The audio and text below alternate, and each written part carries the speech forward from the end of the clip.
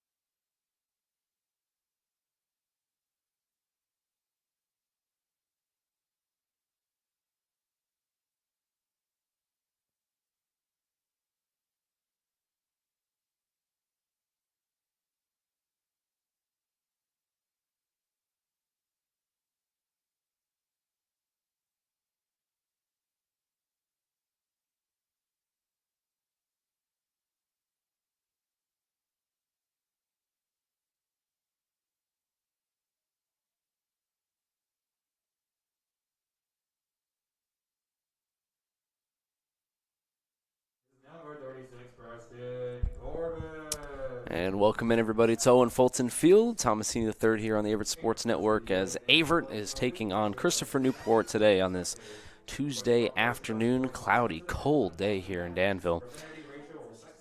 And on the bump for the Cougars for this home game will be Preston Corbett. So Corbett will get the ball here against number 22 in the country, Averett at 4-6 coming into today. It's been the tale of two sides as far as their home and road splits. Averett 3-1 here at Owen Fulton Field, but only 1-5 on the road. So as we take a look at Corbett, we'll take a look at see who is backing him up defensively. On your screen here, we'll have Ty Lowe in left, Mayo in center, and Turner in right. And then in the infield, Drew Skinner getting the start at first base, and then Nathan McAllowitz at second, Keister at short, and Ford at third. And behind the plate here today for Corbett will be Powell Jr. as far as getting the DH spot. And so the Cougars looking to get their fourth win here at home, where they have been really good so far.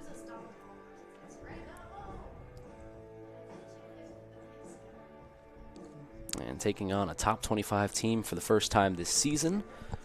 Cougars looking to get back on track. They lost 2 out of 3 to Pfeiffer this weekend. Split going into Sunday and then lost 8-0. And so see what the Cougars can do here at home today. Take a look at their lineup in just a few moments. But Corbett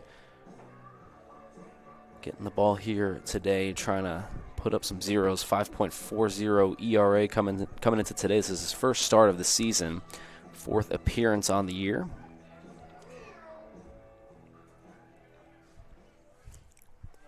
So we'll see what Corbett can do here for the Cougars. That'll be the Benedict brothers, 1 and 2 here in the lineup for Christopher Newport.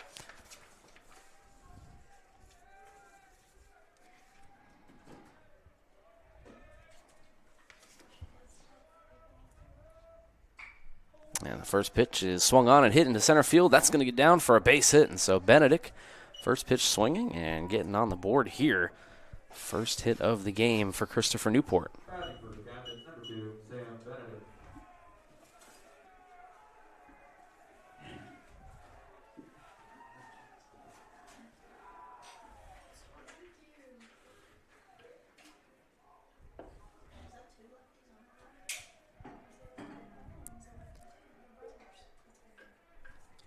So lefty-lefty matchup here with brother Benedict playing down the bunt, and it goes foul.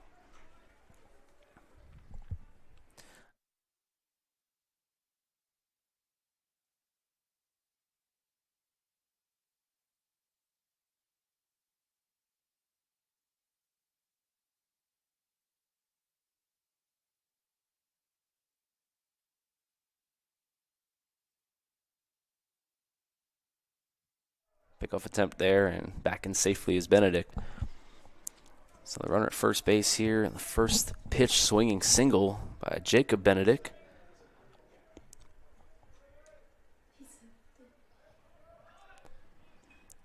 And another bunt attempt here, and that one goes foul. Now it's 0-2. Trying to get the sacrifice and get a runner in scoring position here early on. CNU 7-3 this season. This is their first road game of the year.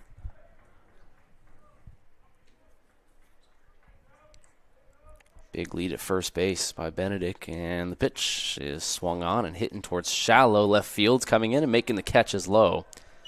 And there's one away.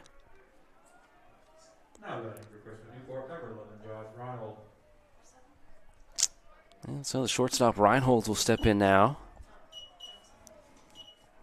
389 batting average coming on here today at 10 RBIs on the season and 14 hits and 36 at-bats. And working the lefty-righty here.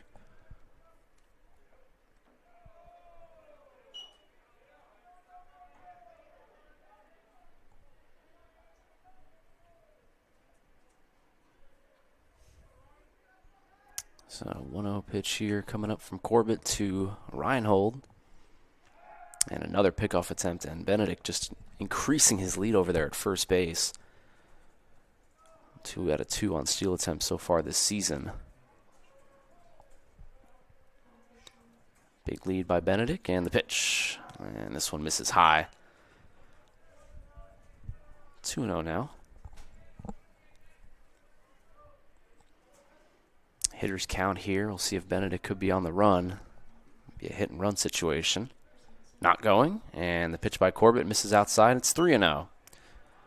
So just like that here, CNU's got a chance to get a runner in scoring position here if they're able to get on base via the walk. 3 balls and no strikes. Reinhold taking all the way and taking a strike.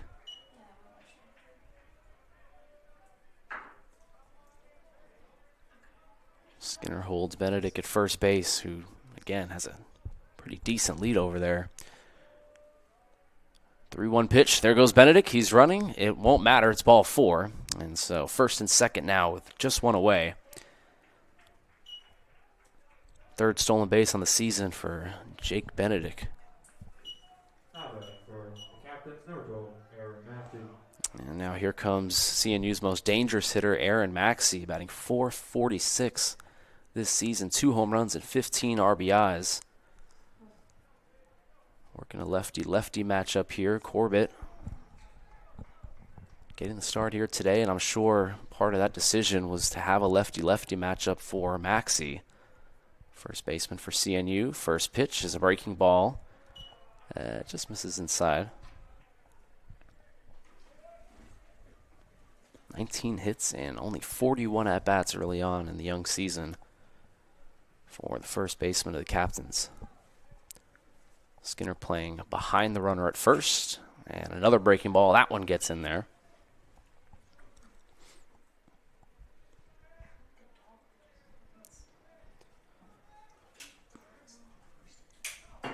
Shortstop Keister playing behind the base at second, holding on the runner Benedict.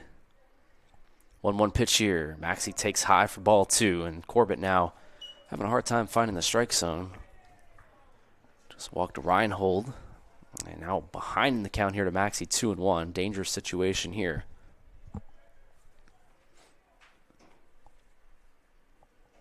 Two balls and 1 strike here. Maxey swinging and hits it over to Michalowicz at second. Takes a tough hop, bobbles it, tries to recover, throws to first, not in time. And so a tough play there for Michalowicz. Ball kind of ran up on him there. Nonetheless, the bases are now loaded with just one away.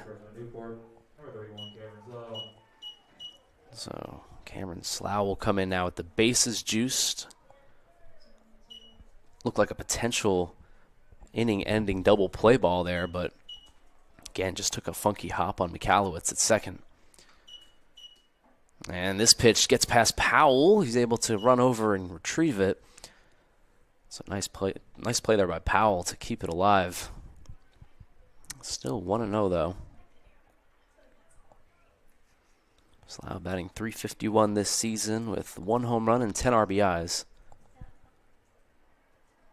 It's a team and the Captains team average over 300 this season. 5 home runs and 75 runs driven in. Good pitch there by Corbett. And it's 1-1. Trying to get that double play ball. Skinner plays in at first. And Ford a little bit even, maybe a little bit in front of the bag at third. 1-1 pitch is a breaking ball, and that gets in there for a strike. It's a nice pitch there by Corbett.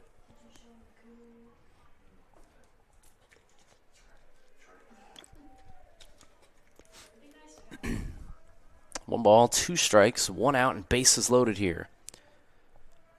Slough swings and hits this one right back up the middle. That's going to get down for a base hit. 1 run will score. The runner at second being waved home. Skinner's going to have a chance, bobbles it, and he's going to be safe. And so Reinhold slides in safely. It's a 2 RBI single for Cameron Slough, and the Captains lead 2-0.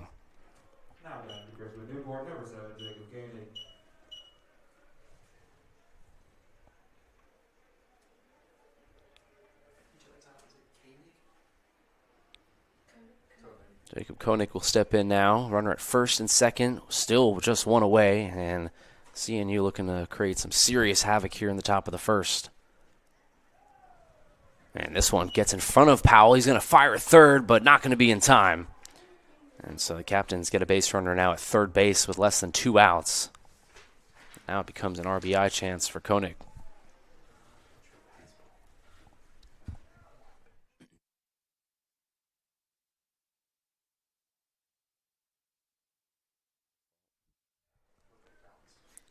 Still, one pitch can get Corbett out of this inning, as that one misses high.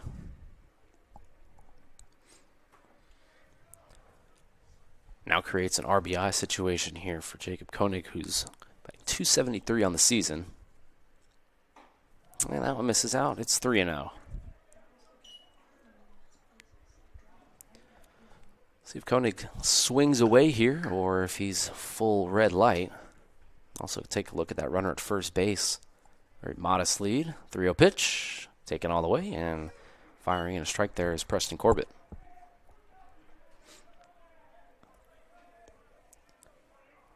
Non-conference weekday matchup. Got to imagine Averett's going to be using a lot of the pen here today. Ball's on a strike, and Koenig takes inside for strike 2. Just got that inside corner on the black.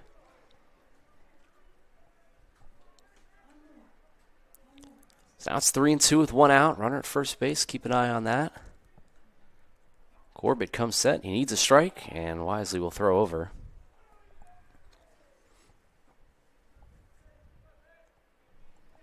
Koenig's just got to fly this one into the outfield, and he can give the Captains a 3-0 lead.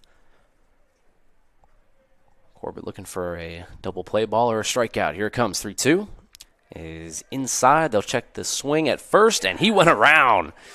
Koenig didn't think so. He was getting ready to take off his shin guard and head to first base, but it's a punch out there for Preston Corbett.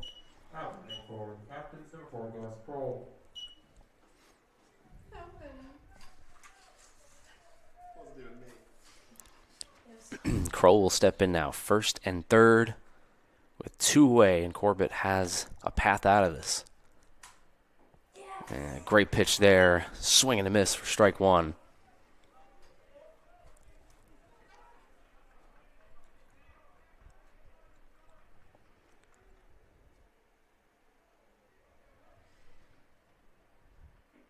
And Kroll takes that breaking ball outside. Kroll, 11 at-bats this season, has only struck out once. Contact hitter here, looking for a base hit. Seniority has 2 runs across the board. And swinging and grounding this one foul down the third baseline, and it's 1-2. 2 hits, 2 runs, and 1 Averett error here in the top of the first inning.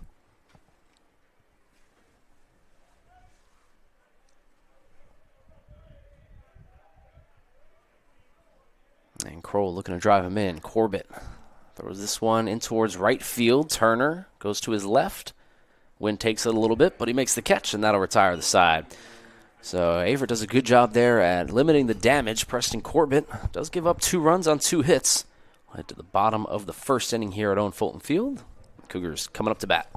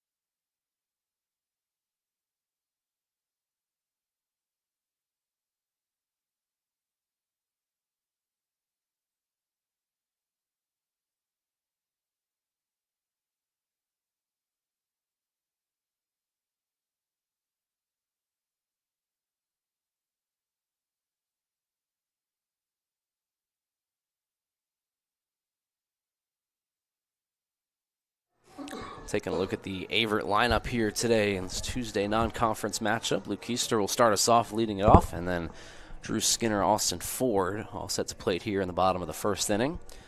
Tyler Lowe, Julian Esparza, Nathan McAllowitz, Daniel Powell Jr., Jack Turner, and then finishing off with Vaughn Mayo getting the start in center.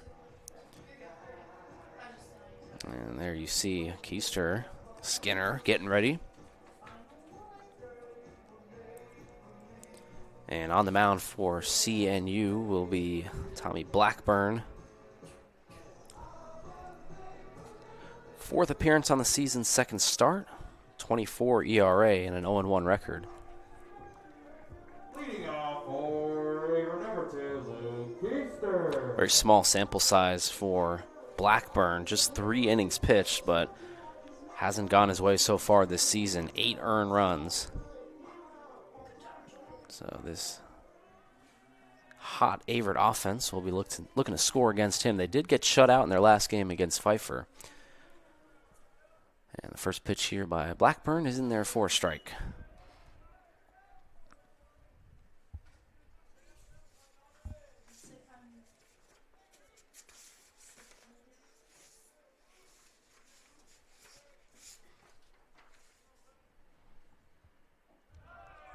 Taking low for ball 1. Keister, 325 batting average, 7 RBIs on the season. Base percentage over 400.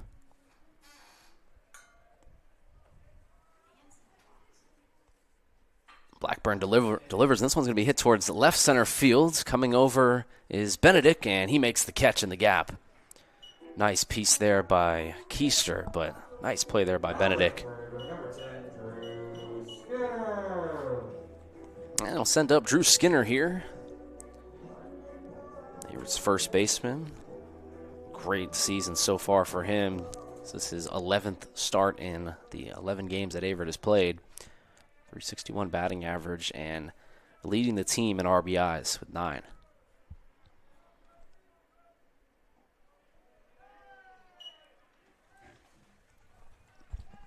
Skinner has really fit well at first base. You know, he caught a lot last year. Kind of split time behind the plate. But now really going full in at first base, and he's done a really good job.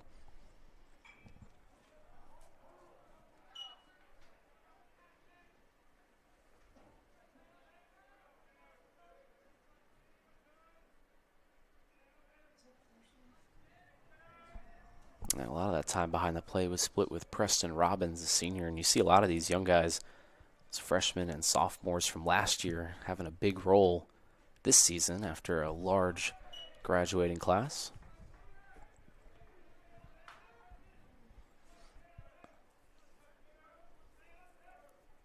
The entire outfield for Averett graduated last year with McCabe and Ziske, and now Mason Williams, graduate assistant coach, as that one misses low. And it's 3-1 here to Skinner.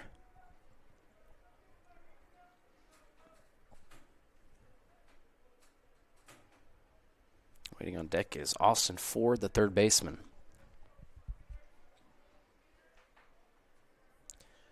3-1 here to Skinner, and takes it outside for ball 4, and so Averett has their first base runner of the day.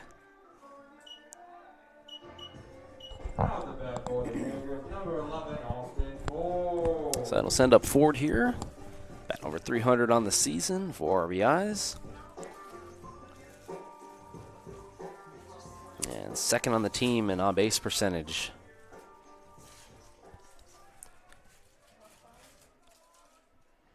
Skinner at first, no stolen bases on the season, so the first baseman, Maxey, won't really be holding him on.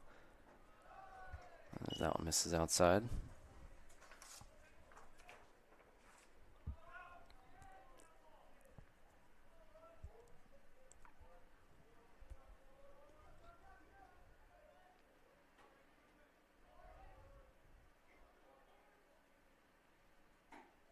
And Ford takes that one outside, and so Blackburn having a hard time here with the strike zone.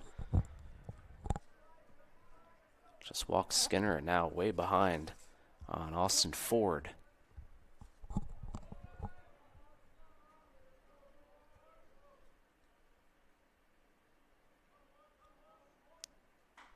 Ford sitting dead red fastball there and skies this one into shallow right field. Koenig makes the catch, and there's 2 gone.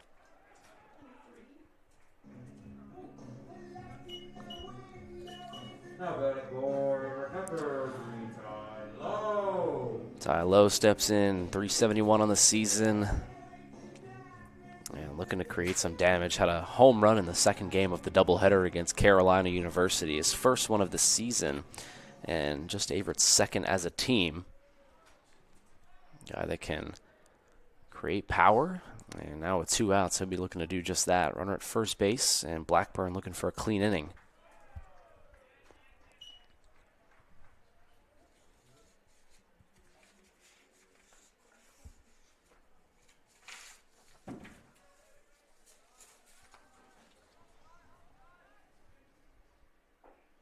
Big cut there by Lowe, and comes up empty, 1-1.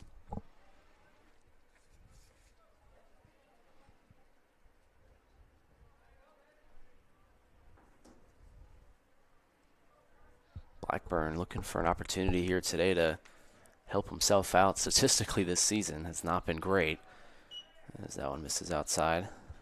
3 innings pitched and 8 earned runs in 4 appearances now. But this early on in the season, come out here and put up 4 or 5 zeros. Can really help you out down the stretch. 2 balls and a strike here, and Lowe takes outside, ball 3.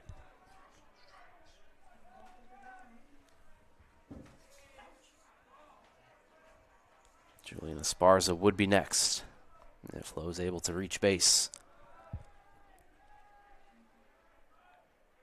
Here it comes. And Lowe hits this one to center field. Coming over is Benedict, and it falls in front of him. Looked like he misplayed that ball there, as it was hitting shallow center field. Benedict couldn't grab it. And just like that, it's first and third now with 2 outs. Number 32, Julian Esparza. Julian Esparza steps in now with a chance to drive in a run for the Cougars. It's a really interesting play there. Obviously a very cloudy day here in Danville, but looked like Benedict would be able to make a play on that ball, especially the one that he caught in the first at-bat with Keister. Looked like he took a step back and then couldn't really find it. So it's first and third now with 2 outs, and Esparza has a chance here to give Averett their first run of the game.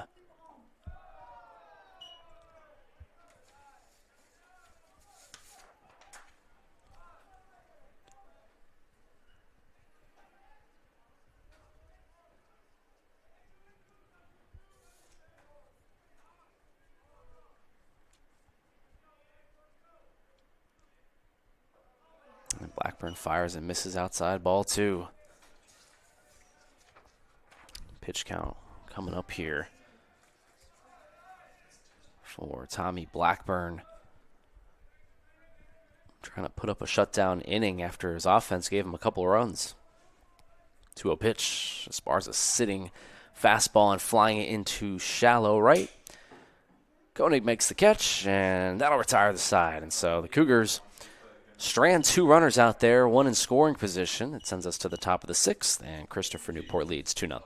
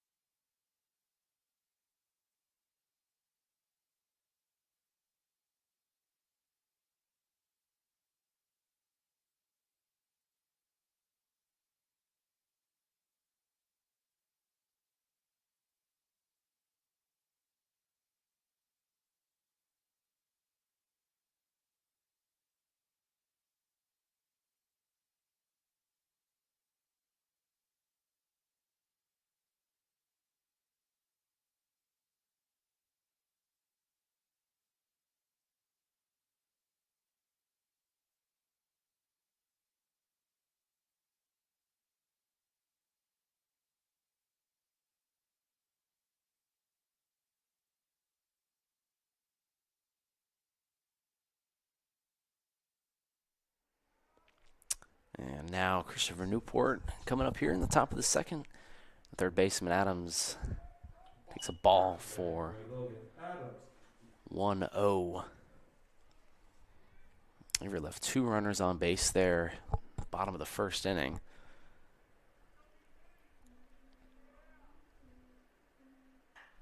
Adams swings, hits this one into right field and running foul.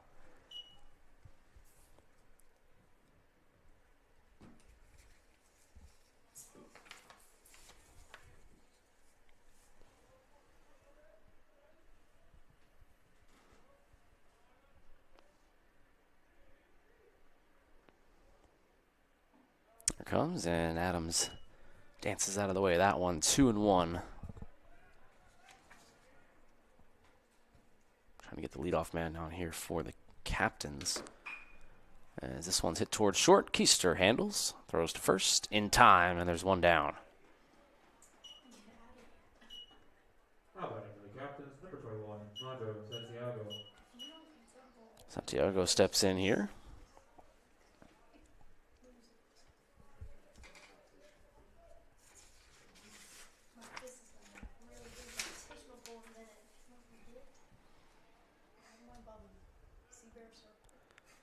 Santiago, it's been a tough start to the season for him. 0 for 10. And also on top of that, having to go up against a lefty here. See what he can do as Corbett fires in and misses outside for ball 2.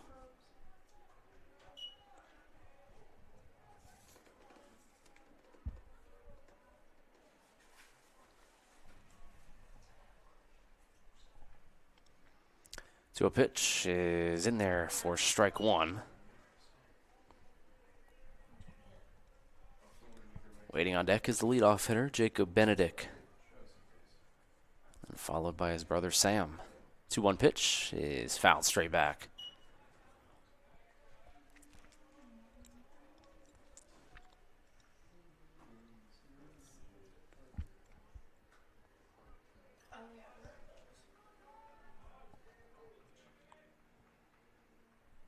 Two balls and 2 strikes, and that one runs in too much and hits him.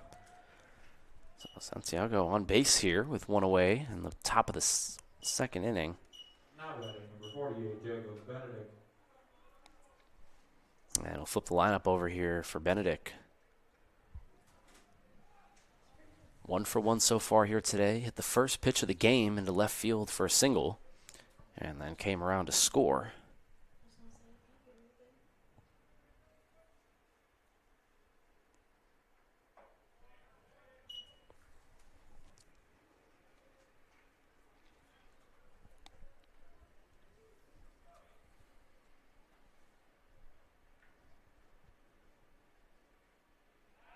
Corbett takes a look over at Santiago at first.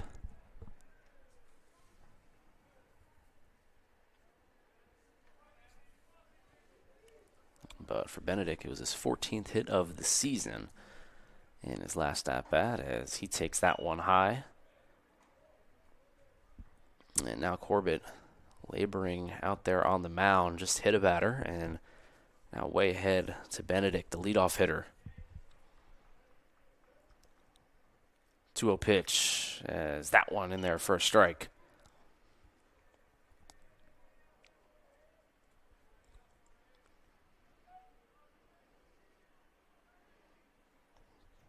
Benedict holds lots of speed at the plate, but looking for a ground ball. As this one's going to go opposite field, base hit. Santiago holds at second, but Benedict's 2 for 2 with 2 singles. As now the throw goes awry over the cutoff man's head, and everybody will advance a base. Oh, my goodness. So very casual play there into right field, and Turner's throw went over the cutoff man's head. And just like that now, instead of first and second with 1 out, it's second and third.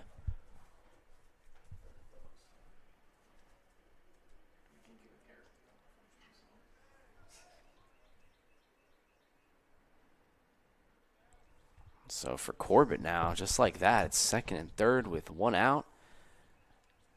And the brother of Jake Benedict, Sam Benedict, will come in here, 286 batting average on the season. Lefty-lefty. Averett's infield comes in this early on in the game. As that one misses high.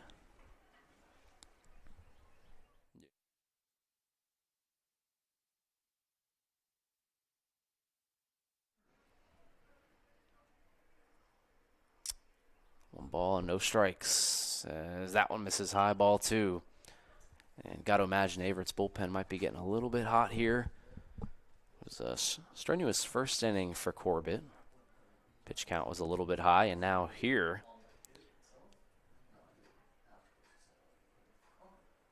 2-0 pitch. Benedict swinging and hitting this one into foul ground towards the left field line, racing over his forward, and he can't get it.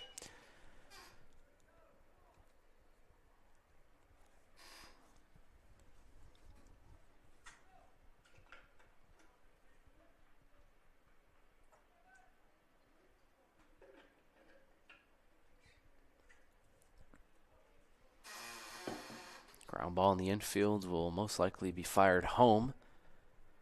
Santiago chooses to run. 2-1 pitch is going to be fouled back, and it's 2-2.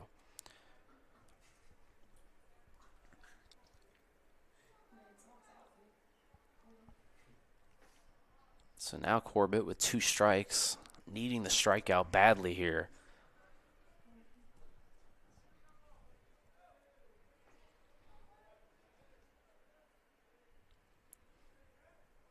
Corbett comes set from the belt and delivers. This one hit again foul down left field line.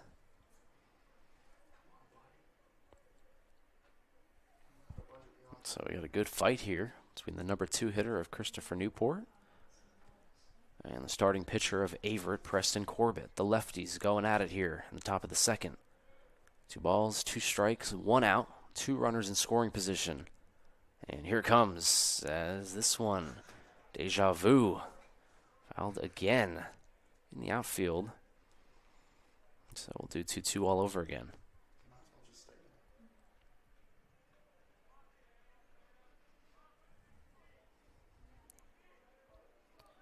Sam Benedict, a tough strikeout. Only 2 strikeouts and 30 at-bats this season.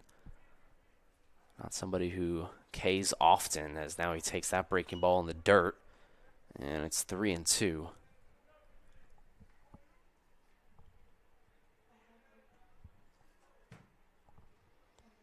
Waiting on deck is Josh Reinhold. A walk would set up a force at any bag and the double play. So don't want to give in a cookie here, but we'll see what the call is. 3-2, and that one misses high for ball 4. So the bases are loaded here. We'll see how Averett plays their defense. Looks like McAllowitz and Keister will play back in double play depth. Number 11, Josh Reinhold. So assistant coach Mason Williams will come out, and I'm sure that's probably what the discussion will be, as well as to maybe buy time or no. We'll go right to the bullpen. And so Corbett's day is done. He'll go to the righty. We'll get the name for the Averett pitcher here in just a moment, but for Preston Corbett, he leaves 3 runners out there with 1 out in the top of the second inning. Big moment here early on in the game. Averett taking on number 22, Christopher Newport. And we'll get the name of the pitcher here for the Cougars in just a few moments.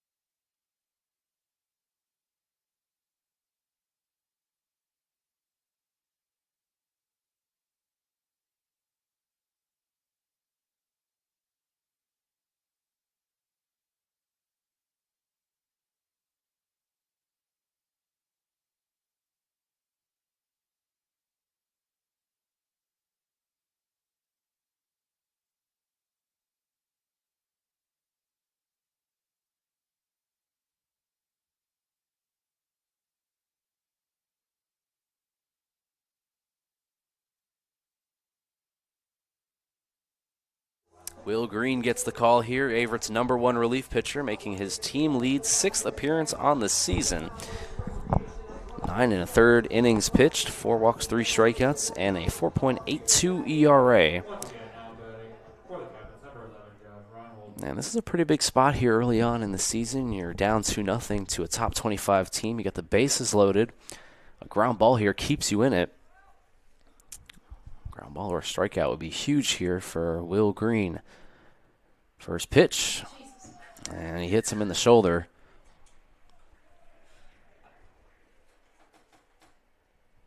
And so that'll drive in a run for Christopher Newport, as now it's 3-0.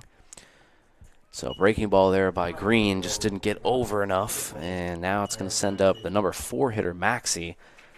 And this is not a good situation to be in here, as Maxey, just about 50% of the time he stepped up to the plate this season, he's gotten a base hit. And Green finds a strike zone there. It's 0-1.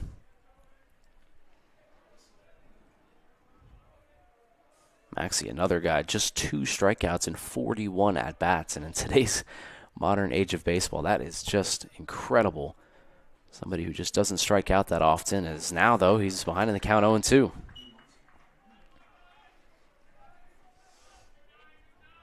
Averett plays the corners in. Middle infield double play depth. And Green looking to strike out a batter who just does not strike out often this season. Here it comes, 0-2 pitch, as this one's going to be fly towards left. Low, under it, tagging. Trying to hit the cutoff man here. He does. Nope, it's going to go through, and in safely is the runner there, and now it's 4-0. First and second now with 2 gone, and a 4-run lead for the Captains. Pretty good throw out there by Ty Lowe, and a good fake out on the cut by Ford, but just too much speed there at third, and the ball was hit pretty deep there in left field.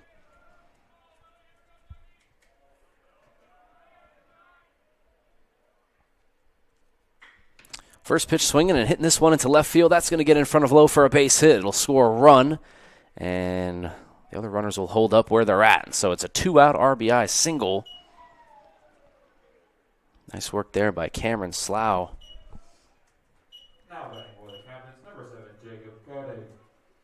Koenig will step in now. Runners at first and second again with 2 outs. Third team hit on the day for the Captains, and they are cruising here in the top of the second. 2 runs in the top of the first, and now here 3 in the top of the second inning.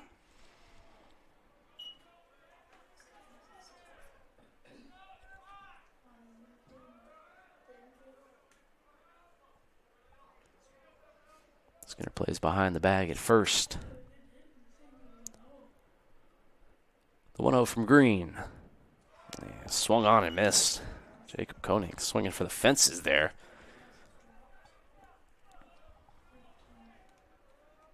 Four hits for the Captains.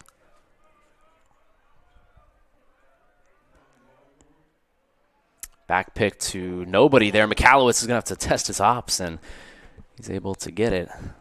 Save the runner going over to third base. Just a little miscommunication there on the back pick.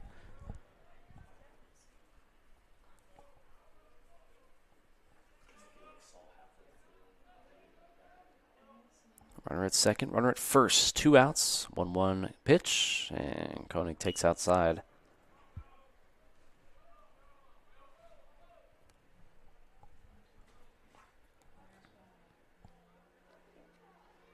Crowell waits on deck, and the Captains looking to continue to their tally here. And that was interesting. That one looked like a back pick. McAllowitz ran all the way over to second, and Green didn't throw. Nonetheless, it's 3-1 here to Koenig.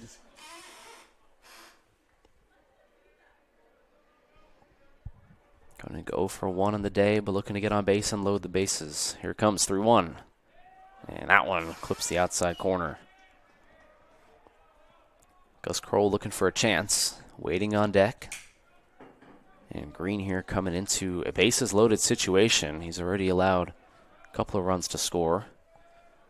Here it comes. Runners advance, and it's swung on a miss, strike 3. So big pitch there by Will Green to get out of it. Captains do score 3, 4 hits, and an Averett error. Send us to the bottom of the second inning here at Owen Fulton Field, and the Cougars down by 5.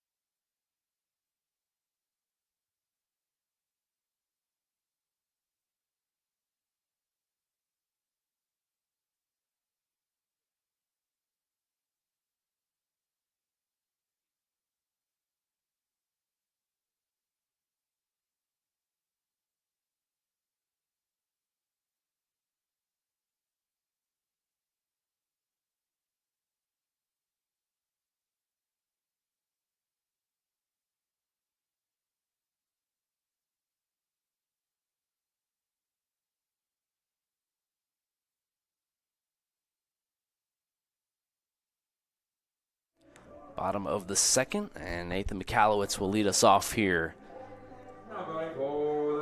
What a season it's been for Nathan McAllowitz, leading the team in batting average on the year at 410 hits in his first 25 at-bats. And this is a guy that only had 7 at-bats last year, and again, just like we were talking about with Powell Jr., mostly played behind Caden Grider last year. Well, Grider graduated, and it's created this young Cougars infield, and McAllowitz a part of it as a sophomore.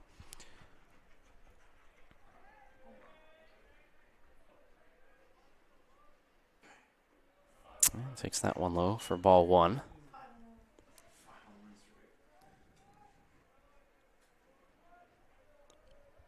Leading the team in batting average, McAllowitz, and on base percentage at .500. 1-1 pitch. This is low for ball 2.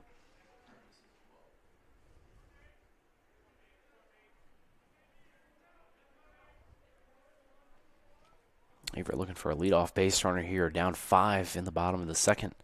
2-1 by Blackburn is inside for ball 3.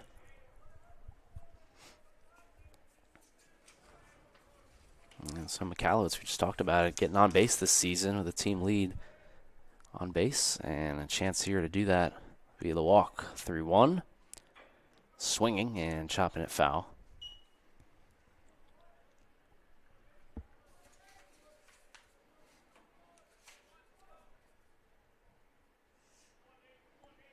Averett will send McAllowitz, Powell Jr., and Jack Turner to the first 3.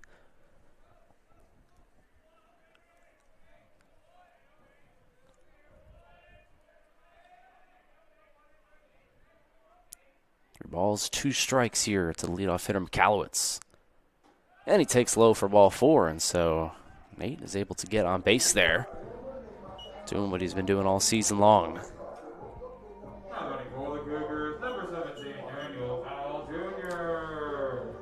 It'll bring up Daniel Powell Jr., the transfer for Averett. Hit a home run over the weekend against Pfeiffer. The second home run for the Cougars this season.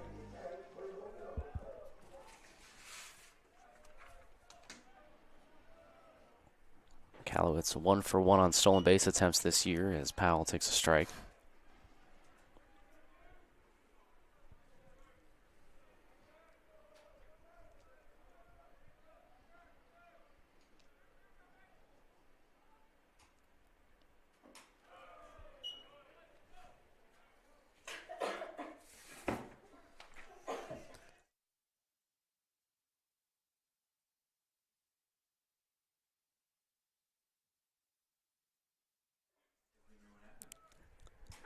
1-1 pitch is chopped over towards second base, and the lead runner will be able to get towards second.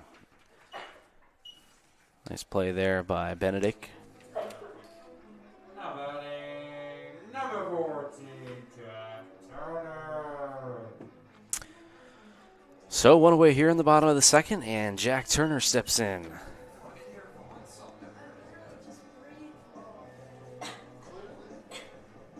Turner making his 9th start on the year, the right fielder for Averett.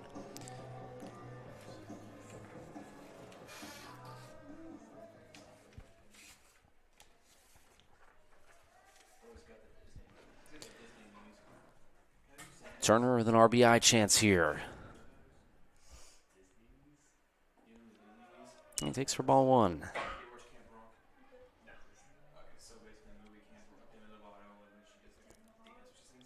Good speed at second, and a big hole at second base if Turner's able to take it oppo.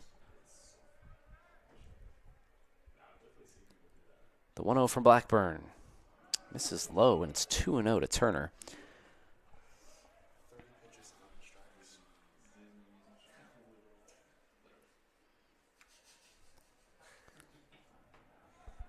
Three pitches here. Blackburn really laboring out there as Vaughn Mayo waits on deck, the number 9 hitter for the Cougars. 2-0. And Turner takes outside for ball 3, and so now Averett's starting to cook something up now. Got to imagine Turner probably will be taking a 5-run deficit and a chance to pass the baton. Blackburn comes set, takes a look at second, and deals, and finds the strike zone there. It's 3-1.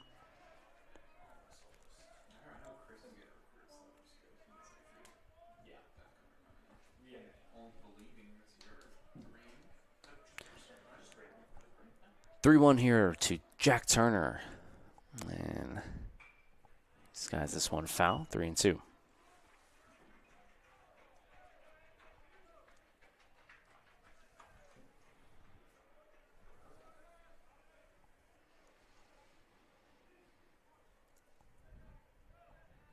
Three balls, 2 strikes. McAllowitz at second and one down.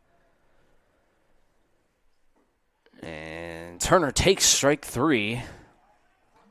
They're going to have to tag him, or he's just going to give himself up there. And so now there's 2 gone with a runner at second, and Vaughn Mayo at second base. Number 21, Vaughn Mayo.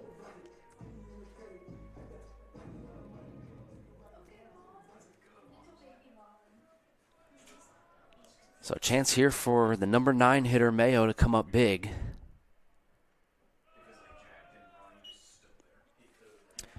So Mayo just his 4th at-bat on the season.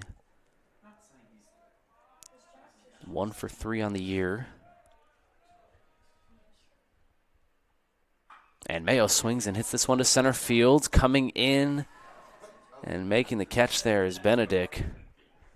That one kind of died off the bat. I think it was off the end of the bat maybe. Nonetheless, it's the 3rd out, and that'll retire the side. Top of the 3rd coming up, and Christopher Newport leads 5-0.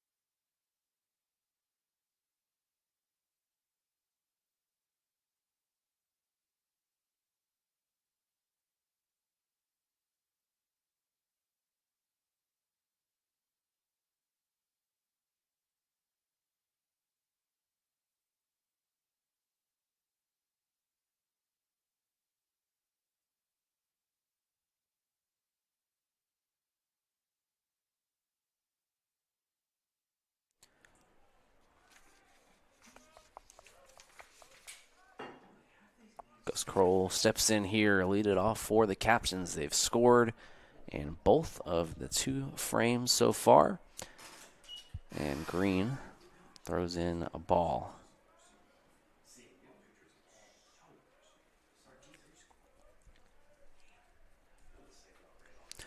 1-0 pitch here. Kroll takes a strike.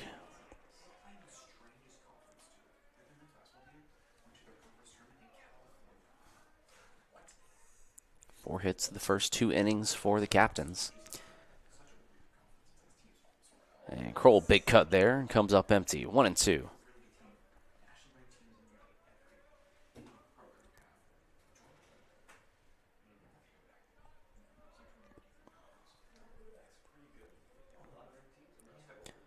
A ball and a strike here to Kroll, and he swings and hits this one over to Keister. Nice easy hop. In time for the first out. Now batting for Christopher Newport, number 8, Logan Adams. Third baseman Adams steps in with 1 away and nobody on here for Christopher Newport. It's one of those situations here for Green. He hasn't started a game this season, but he's worked deep. And he takes a strike there. And I'm sure for Coach McLaughlin in his first season after assisting for quite some time here, got to imagine that Green might be able to eat up some innings in the middle part of this game. Swinging in right back up the middle, but it's caught by Green. Oh, wow. What a play there by Will Green. He practiced those PFP. Great job there by Will Green. One of the best plays you'll see out there on the mound. That one is so hard because the ball is coming up on you on the mound. He was able to snag it and retire Adams for the second out. So 2 gone here, and seeing you in danger of putting up a 0 for the first time.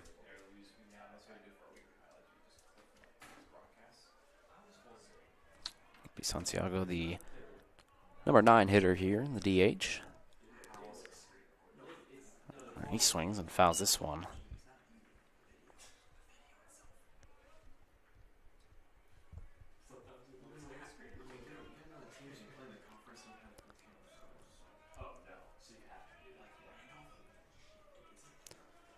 Green comes set. Santiago ready. Here it comes. And he takes for a strike, and it's 1-2.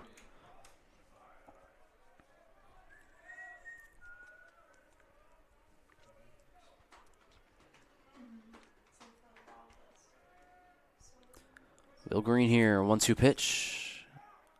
Just misses up.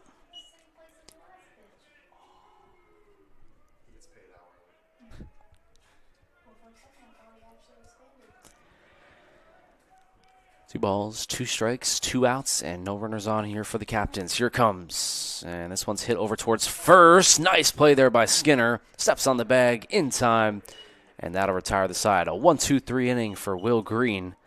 And some phenomenal plays out there in the field. It'll send us to the bottom of the 3rd. The Cougars looking to score.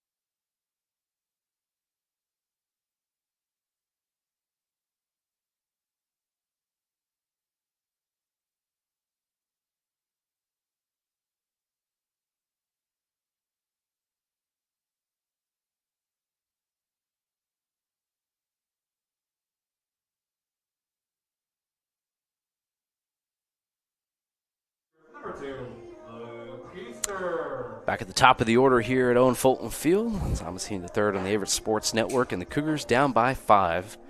Luke Keister, the shortstop for Averett, will start us up here against Blackburn.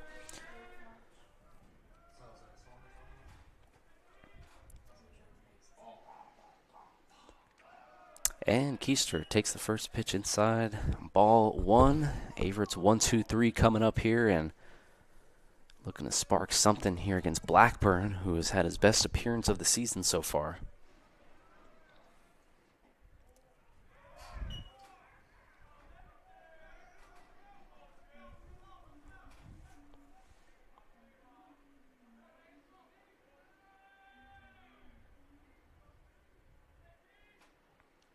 Two-oh pitch here to Keister, and that one in there for a strike. Blackburn into his 3rd inning of work here. Currently in line for the win.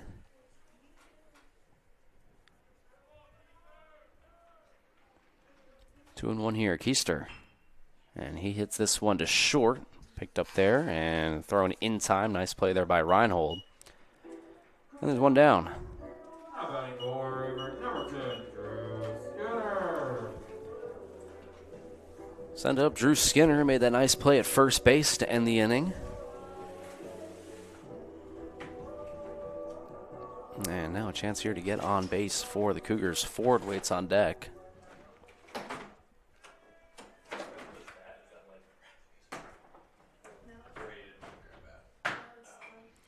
And this one is going to be hit towards right center field, driving the center fielder back all the way to the warning track. That's going to get down for a base hit. Skinner rounding second and holding there. And it's a one-out single for Drew Skinner. What a piece there off the bat by Drew. It's his 4th double of the year. Doing it on both ends. Getting the nice play at first base and then hammering that one to the wall in right center field. Benedict and Koenig just could not grab it. Now an RBI chance here for Ford.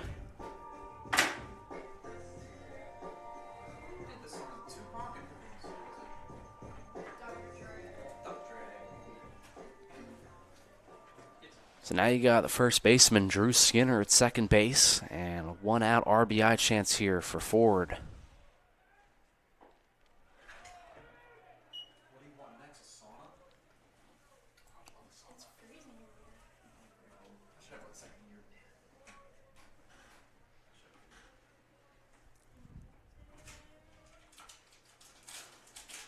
A 1-4 Ford is low. Averett's second hit of the game here. And still looking for that first run. They've gone now 12 innings of scoreless baseball. They got shut out against Pfeiffer on Sunday. Looking to crack through here.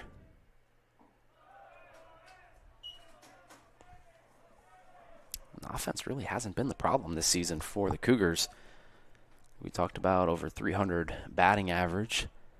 A couple of guys over 350. But they have been struggling recently. But a chance here to finally break through. It's 3-1. And Ty Lowe waits on deck.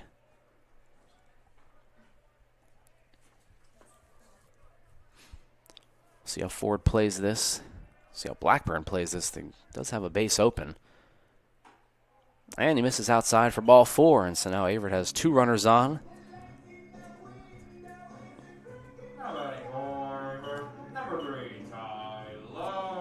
This is one of those situations here for Ty Lowe. You know, had a home run against Carolina here at home in last week's series. A doubleheader and a chance here. One swing at the bat could really change this game.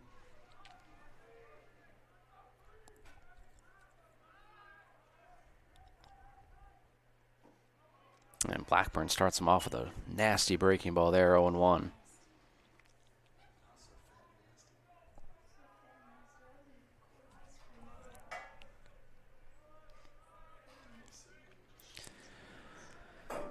One here to Lowe, and he swings and fouls this one down the right field line, and quickly 0-2.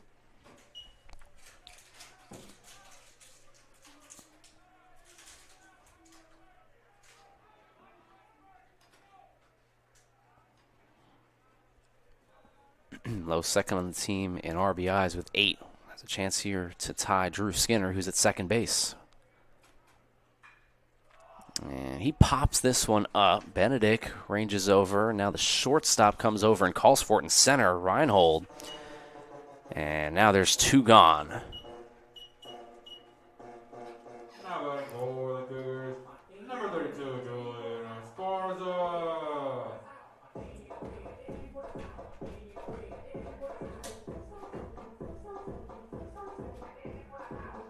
Esparza steps in. First and second, 2 gone here in the bottom of the third.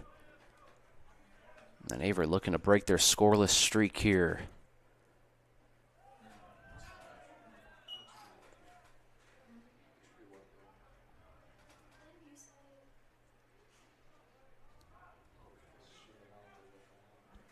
Waiting on deck is McAllowitz, but Esparza here looking to break it through.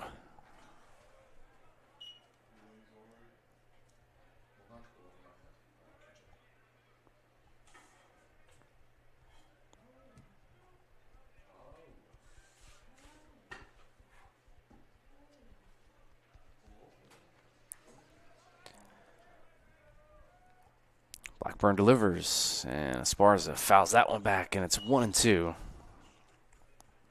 And now the Cougars just 1 strike away from stranding more runners out there. They stranded a couple in the last inning. In danger of doing that here. 1 ball, 2 strikes, 2 runners on. Esparza swinging and popping this one over to Maxey in foul ground at first. Should be an easy play. It is, and that'll retire the side. Top of the 4th coming up. The Cougars leave runners at first and second there and still trail by 5. And we'll be right back after the break.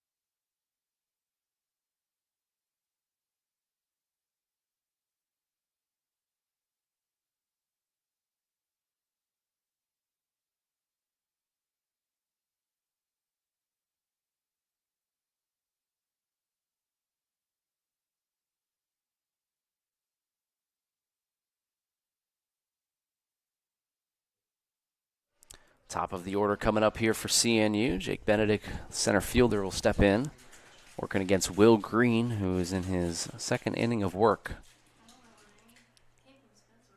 Ooh, dirty breaking ball there by Green.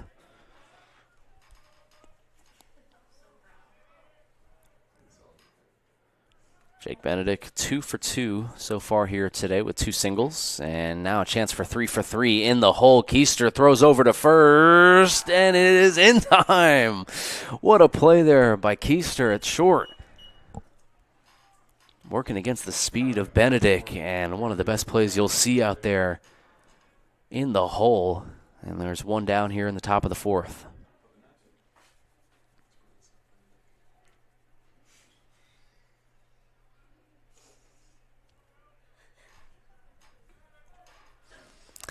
One gone here in the top of the 2nd inning, and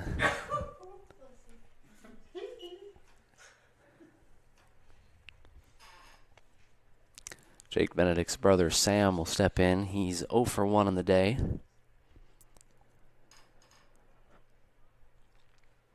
Three terrific plays in the infield by Avery. You take a look at Will Green on the mound in the last inning, and then Drew Skinner down the line at first. Luke Keister in the hole at short, and there's Skinner again as that one takes a tough hop on him. And boy, the right side of the infield today has been an adventure as far as the hops. It looked like Skinner was in a good play to make a incredible effort on that. Just went over his head. And it'll bring up Reinhold here. 5th hit of the day for CNU.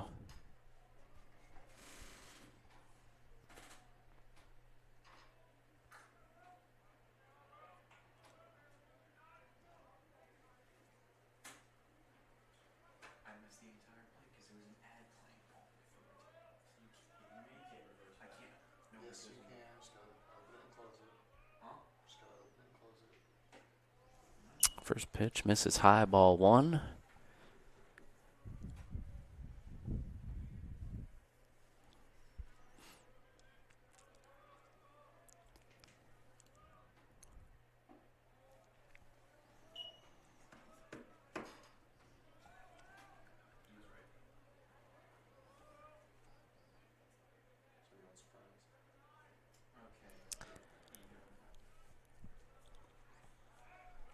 And take a look over at first at Benedict, but a very short lead. Got a runner at first base here with 1 out on the top of the 4th, and the number 3 hitter for CNU hitting this one right back up the middle. Nice play there by Keister. Throw to first, gets past the glove of Skinner.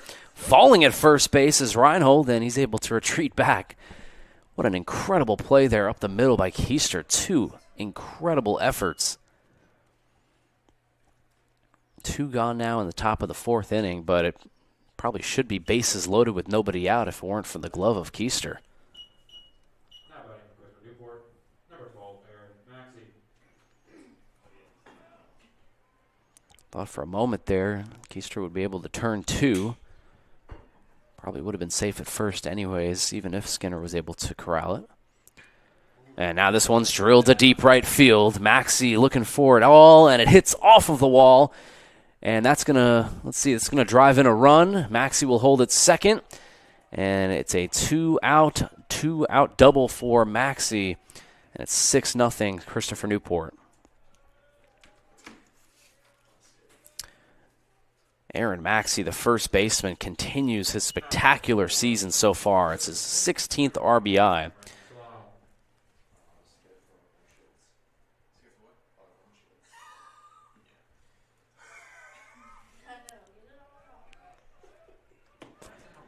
So Maxey now 1 for 2 and standing at second base here, and really could have been disastrous if Keister wasn't able to make those 2 plays. Hit over towards forward in time, and that'll retire the side, but not before Aaron Maxey drills one off the right field wall. Makes it a 6-0 game, and the captain's in full command here as we head into the bottom of the 4th.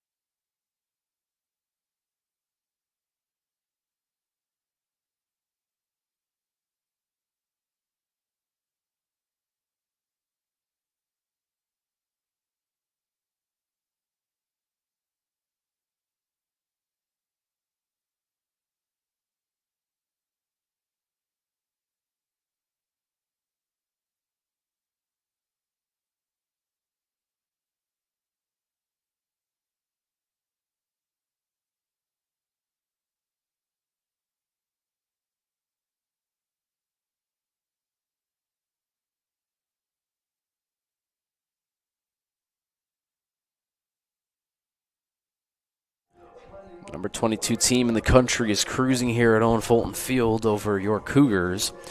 Nathan McAllowitz is set to lead us off. And Blackburn has been sensational. We talked about it in the pregame. I mean, this is a guy that came in with not a great ERA to say the least, 24 in 3 innings, giving up 8 earned runs. But so far here today, he's gone through 3 scoreless. And I mentioned it. I said, early on in the season, the stats might not look great, but, all it takes is one good outing to get your season back on track. And that's really been the case here for Tommy Blackburn. Nathan McCallowitz will lead us off here. Walked in his last at-bat in the 3rd inning.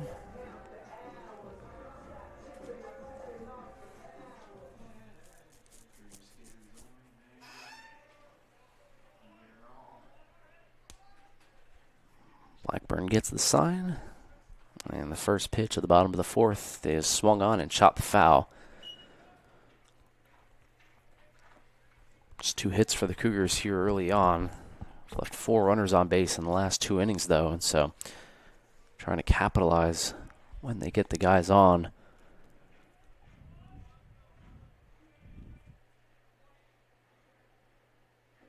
McCallowitz and Powell start us off here. Now it's 0-2.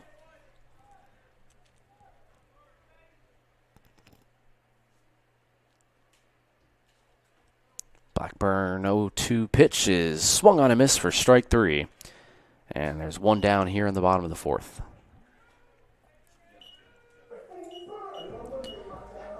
Daniel Powell Jr. comes in.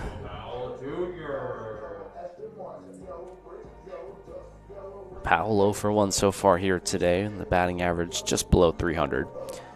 One of 2 players on Averett with a home run this season, him and Ty Lowe.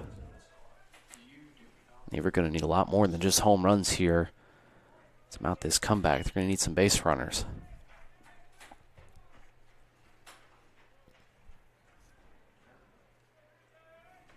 It's Powell and then Turner.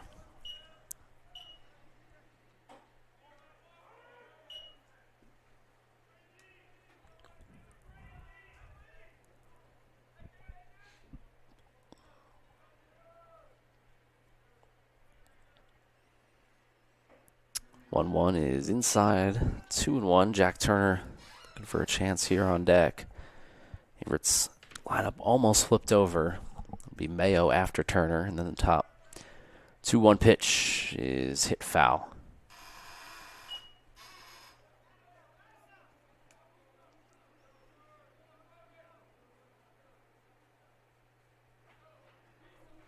And you got to imagine Blackburn probably going to go as long as he can here in this one. Non-conference game, not one of their traditional starters.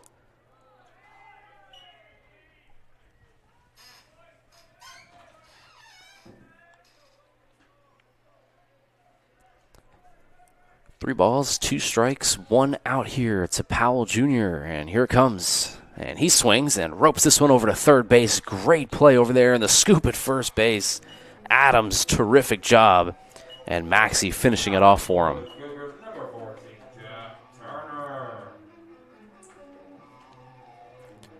Send up Jack here with 2 outs and nobody on. Number 8 hitter for Averett. Jack 0 for 1 with a strikeout. And Blackburn looking for his 4th inning scoreless, and it just clips Turner's elbow there, and he's on base with a hit by pitch. So Averett will definitely take that here at this point, as that means that at the very least, the top of the order will start us up in the bottom of the 5th next inning with Keister. But for right now, it's Vaughn Mayo up, and he'll be looking to get the top of the order up here in this inning.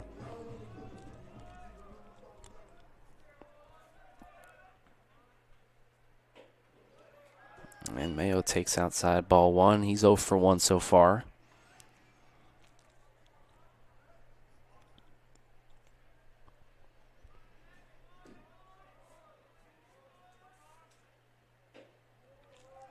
Well, that one misses outside ball 2, and so now Blackburn in a situation here where he had the number 8 hitter up with 2 outs and nobody on, but now hits Turner, and now falling behind on Vaughn. Mayo 2-0. And now finds the plate.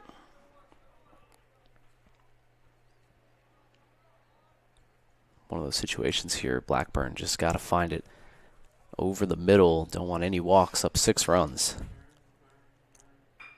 And Mayo hits this one into right field. That's going to get down for a base hit. And so the 8 and 9 hitters for Averett, Turner and Mayo getting it done and flipping the lineup over here for Keister. Third hit of the day here for the Cougars. Mayo's second hit of the season. Getting the start in center field, and a nice piece of hitting there by Vaughn.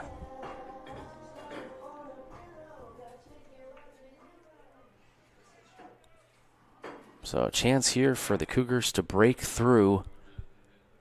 It's going to be Keister. He's 0 for 2 so far here today.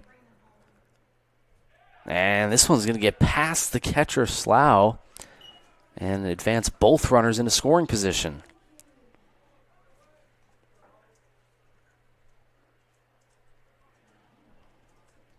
Averett's gone 12 straight innings without a run.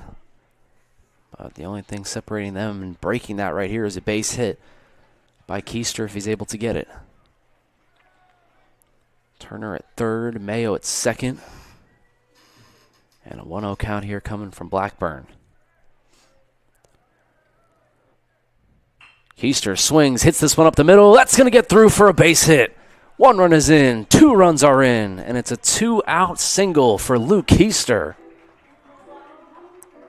Cuts the lead down to 6-2, and big-time hitting there by the Shenandoah transfer. Just when Averett needed it the most, they get it done. They break their scoreless streak. And how about that? 2 outs, nobody on, and your number 8 hitter up. And Blackburn hits Turner, and after that, he's able to give up a couple of runs there. So now Averett's still in business.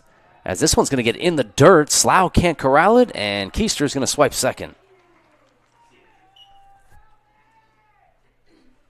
And so Blackburn's starting to fall apart here in the bottom of the 4th inning. And we'll see if the bullpen's going to start getting up and moving. And now Slough looks like he's in some pain after trying to slide in. Get that ball, try to throw Keister out at second. See if he can walk it off.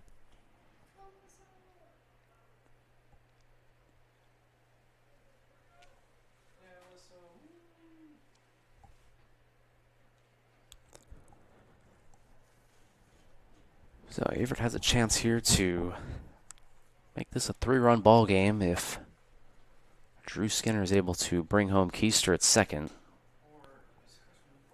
See if Slough is able to stay in the game here, and he'll take a couple warm-up pitches.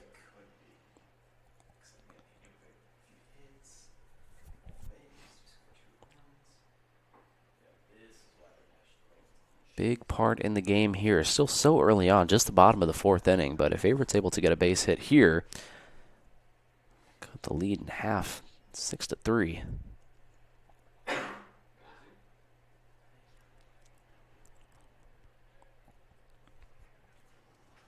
So I will stay in the game at catcher.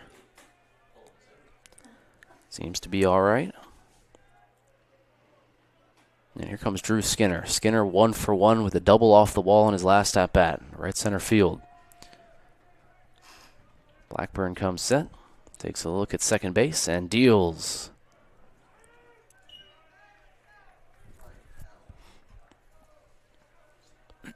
Can't be understated the impact that Keister's had in this 4th inning alone.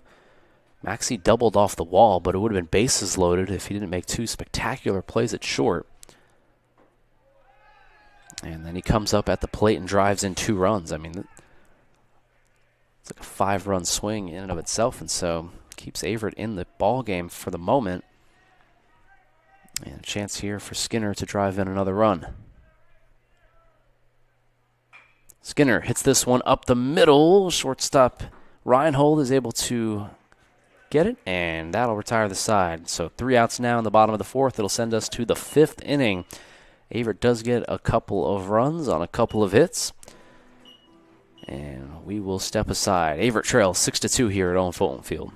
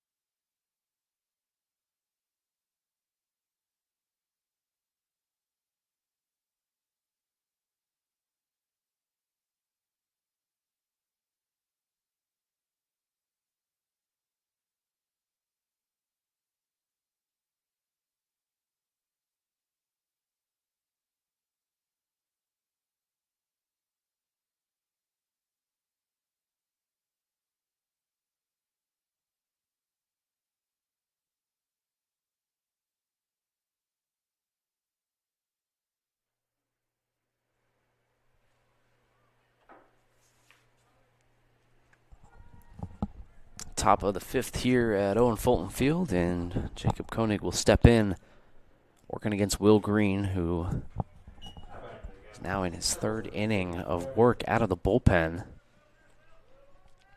And I did speculate maybe Will would eat up some innings here in the middle part of this game. Seems that's where Coach McLaughlin is going to right now.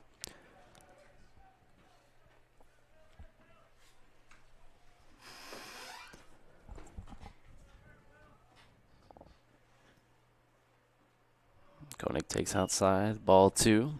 A couple of guys out there stretching in the bullpen, but 6-2 lead for CNU. Will Green has been dealing here.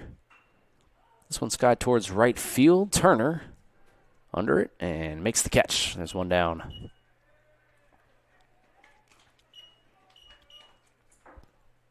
Now batting number 4, Gus Kroll.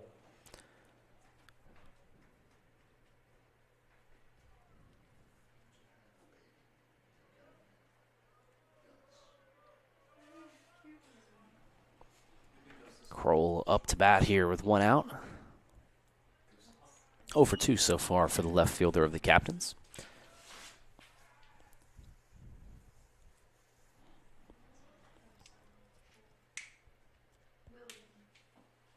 A great pitch there by Green. It's 1-1. He's got that breaking ball working, diving towards the bottom of the plate. And another great breaking ball there, and it's 1-2. And Green just all over the plate right now, filling it up. If you're Kroll here, you got to really defend against the fastball here, but also that breaking ball. It's just been all over the place. This one chopped towards third, and Ford can't handle it. And it's going to be a 1-out base runner here for the Captains.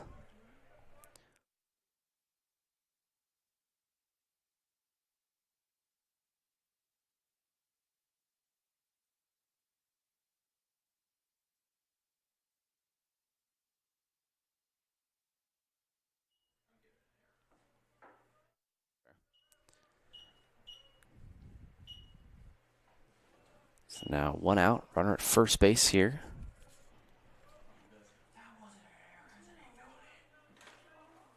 And Logan Adams, 0 for 2, the third baseman for the Captains, will step up here. Ruled an error on Ford at third. Averett's 3rd error of the game.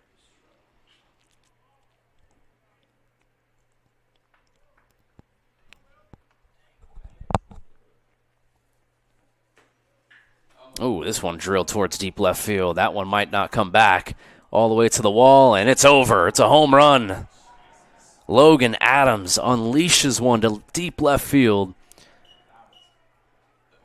And it is 8-2, Christopher Newport. Adams' first home run of the season. And Christopher Newport answers the 2 runs that Averett just put up and extends their lead back up to 6.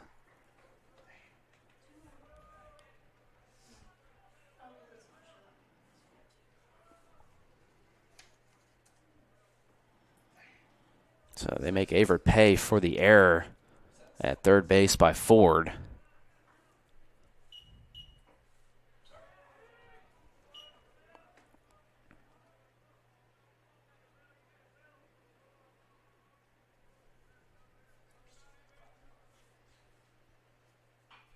And this one roped, but foul. And it's 0-2. So Christopher Newport came into today with 5 team home runs. That's their 6th of the year and the first one for Adams.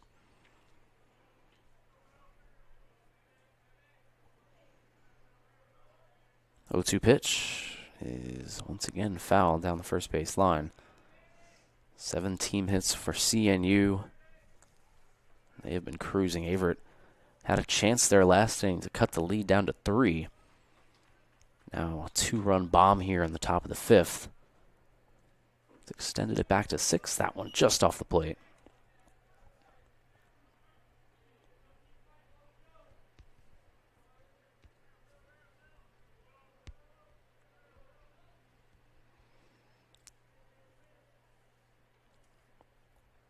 1-2, and this one's hit towards right field. Turner racing over towards the wall. Might have a play, and he makes the catch. Oh, wow, what a play there by Jack Turner in right. And there's 2 gone, a loud out number 2. Thought for a second there that might have fallen, but Turner showing the range. It's pretty incredible. A guy out there in right field that played a lot of first base last season. Just kind of like Drew Skinner, splitting time here and there, trying to make it work, and now in a full-time role at right field. Nice easy hop for Keister. And that'll do it for the top of the 5th inning. 3 down, but not before the 2-run bomb by Logan Adams, first home run of the season. Send us to the bottom of the 5th inning here, and the Cougars trail 8-2.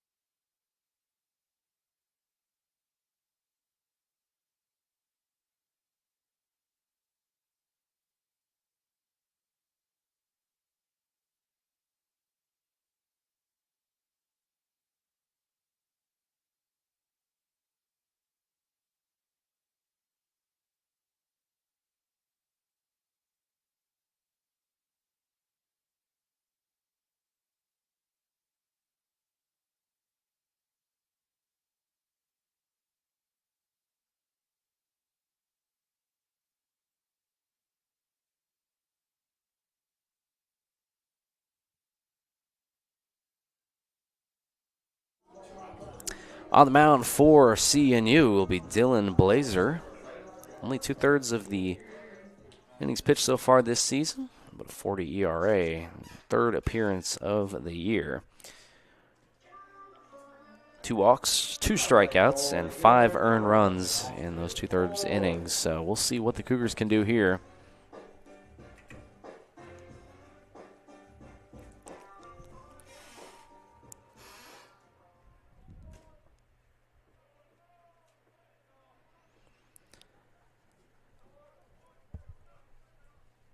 First pitch by Blazer misses inside for ball 1 as Ford comes up to bat here for the Cougars. Ford low and Esparza will all come up to bat here in the bottom of the 5th as Averett looks to mount a comeback.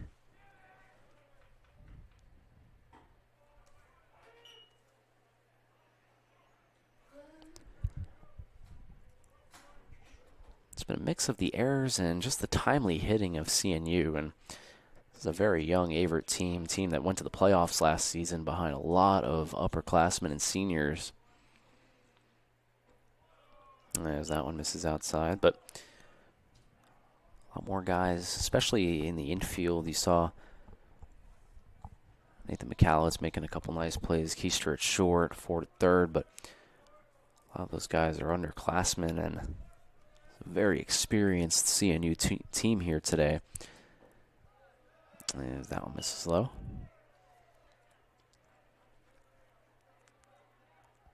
But still some good reps here, midweek game, non-conference, top 25 team. These are the type of teams that Averett's going to see later on in the season in the ODAC.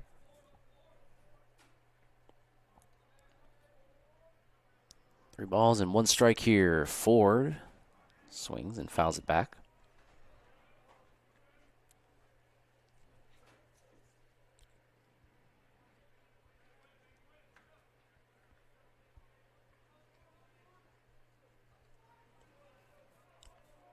So working a good at bat here is Ford. Going to get the leadoff man on here in the bottom of the 5th. Blazers payoff pitch is hit towards right field and just foul. So just missing out there on extra bases is Ford.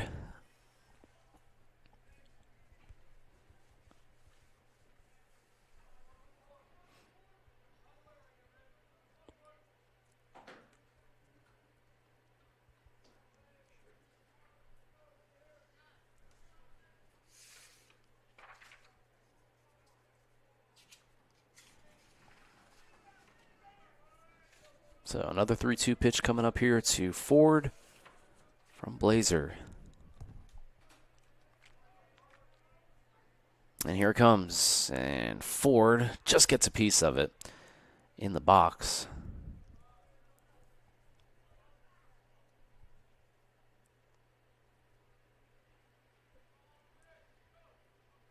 So nice battle here between Ford and Blazer to start the 5th.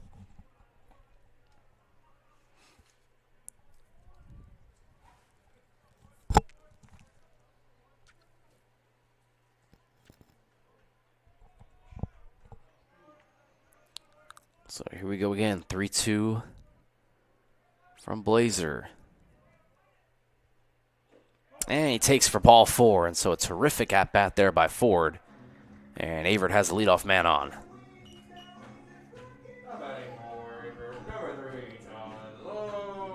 Doesn't get much better than that from your leadoff guy to start the inning. Working against the new pitcher, trying to see the entire arsenal of pitches. And one of the best at-bats of the day for the Cougars, in my opinion, there by Ford. And so runner at first here, nobody out. Averett down by 6. They scored 2 runs in the bottom of the 4th. And Lowe takes low for ball 1. Esparza waits on deck. And this Averett offense that started the season really good and then sputtered a little bit against Pfeiffer over the weekend. Got shut out on Sunday 8-0, and then went scoreless through the first 3 frames here before cracking through in the 4th. Lowe takes inside, ball 2, and so Blazer having a hard time here. Just only 2/3 of innings worked so far this season. 5 earned runs, and so Christopher Newport obviously looking to go with one of their lower-end bullpen arms here with a big lead, but Averett looking to make them pay. Is big cut there.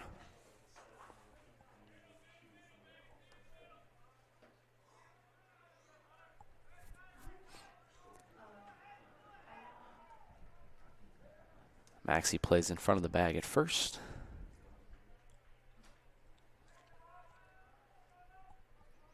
And Blazers 2-1 to Lowe. Is swung on, chopped over to third. Nice play there by Adams. Gets the lead runner at second, trying to turn 2, and he can't do it. Good backup there by the catcher Slough to hustle over and retrieve the thrown away ball. So 1 gone here in the bottom of the 5th. Nice play there by the third baseman Adams. Esparza now comes in.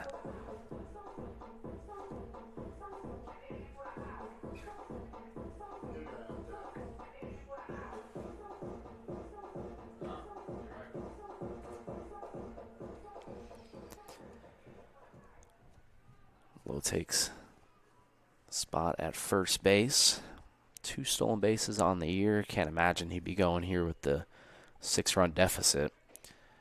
As Esparza takes strike 1.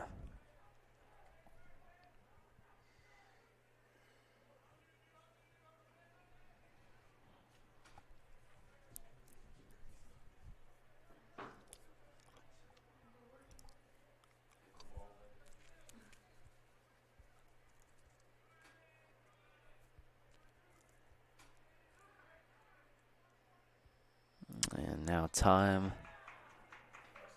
It's going to be a pitch clock violation, and so now it'll be a ball for Esparza.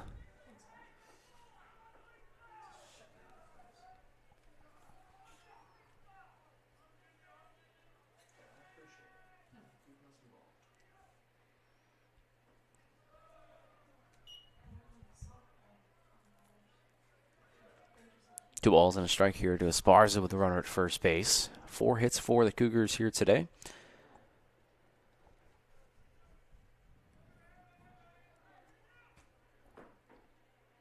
And a good pitch there by Blazer inside for a strike. Now 2-2. Low at first. 1 out here.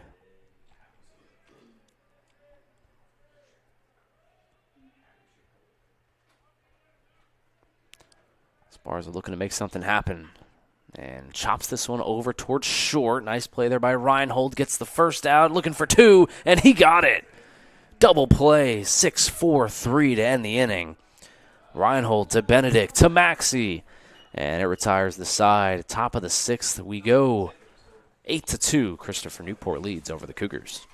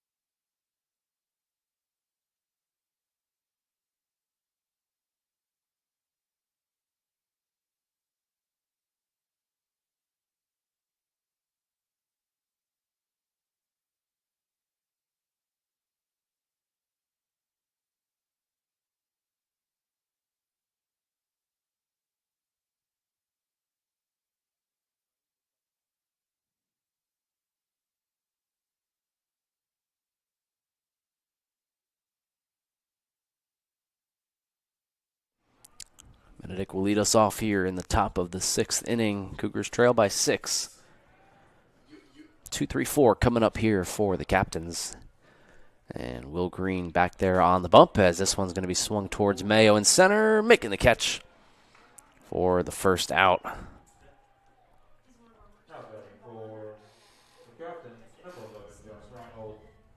And now we'll have Josh Reinhold step in here, who had that beautiful double play just a few minutes ago at short. Reinhold 0 for 1 on the day.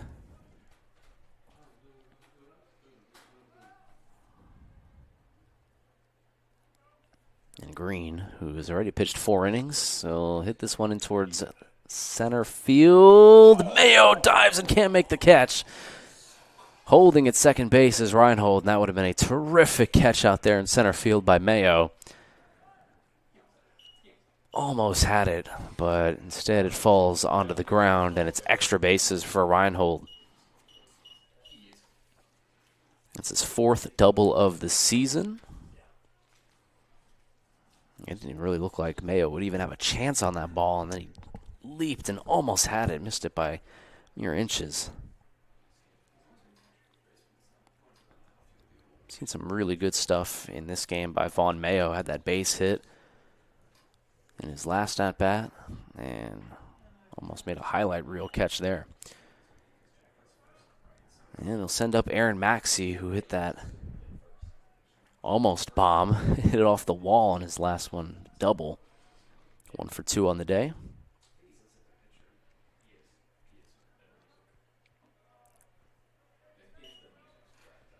And with one out and a base open, if I were up there on the mound, I probably wouldn't give Maxie anything good to hit. Now, assistant coach Mason Williams will come out. I'm sure that's probably going to be the discussion on the mound. Probably pitch to Maxie, but I'm assuming it won't be anything good.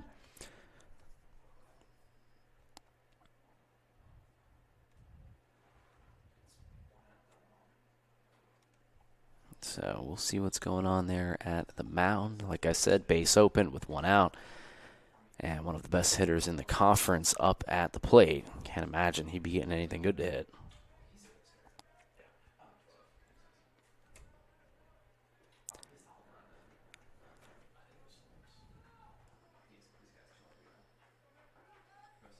And these will probably be 2 waste pitches, I would assume, to Maxie.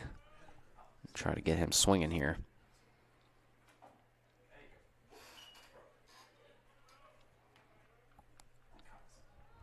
And there's a ball up and in, 3-0. I'm sure Maxie's definitely looking to be swinging. Not sure if he's going to get anything good to hit, though. 3-0 here to Green, and yeah, right down the middle there. It's 3-1.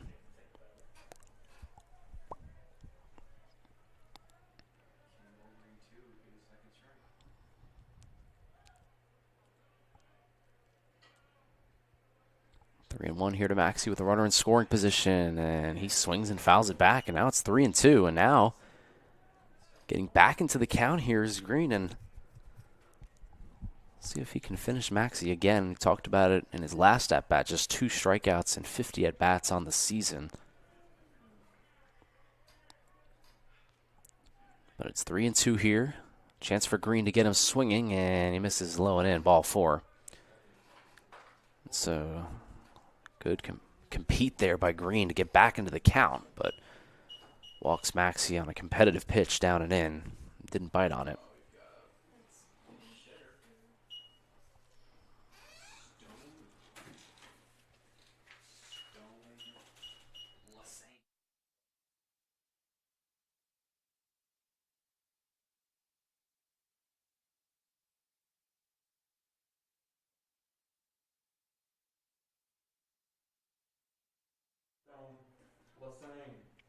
Stone Lane here will come in for a pinch hit opportunity, and we'll get another look at Coach Williams, who's pointing towards the bullpen, and we'll have a pitching change on the mound for the Cougars. Will Green's day is done. So 4 1/3 innings for Green. He'll step aside. New pitcher coming out there for Averett. Cougars trail by 6, and new pitcher coming out here for the Cougs.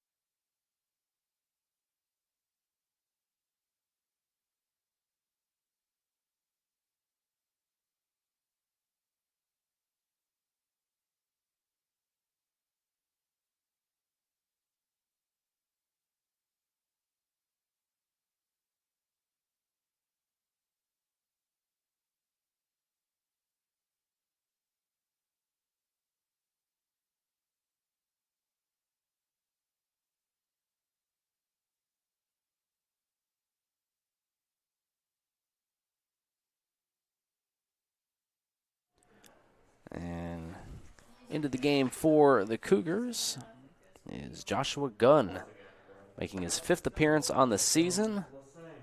Normally a starter for Averett, but coming out here out of the pen. This will be his 2nd relief appearance on the season. He's made 3 starts. 4.38 ERA, a team best for Averett.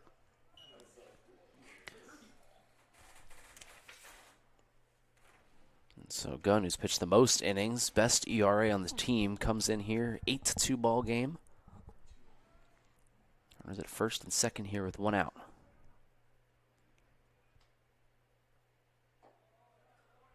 And that one misses out. Gunn, another one of those transfers that Averett got in the portal.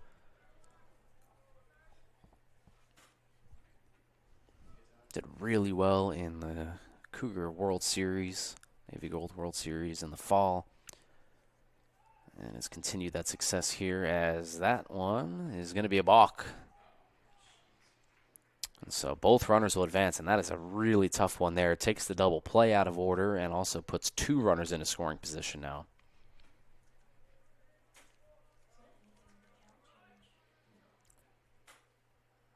And so Averett will play the infield in. Chance to really blow this game up here for CNU. This one is going to be chopped over to McAllowitz, and he can't make the play. Or it looks like we had a defensive change there. That is not McAllowitz. Either way, a run in for CNU, and the runner at second will advance to third.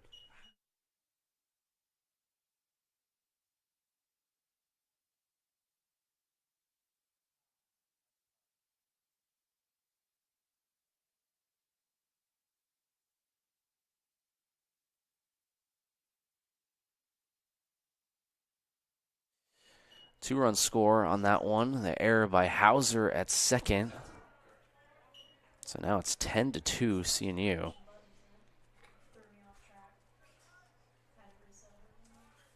And Jacob Koenig will step in here. Runner at first base, 1 out. And Koenig flies this one towards right field, driving Turner back all the way to the warning track and makes the catch.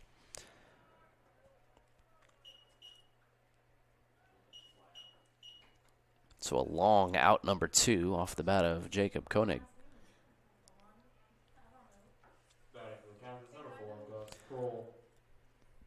Kroll in here. 2 runs have already plated for the captains.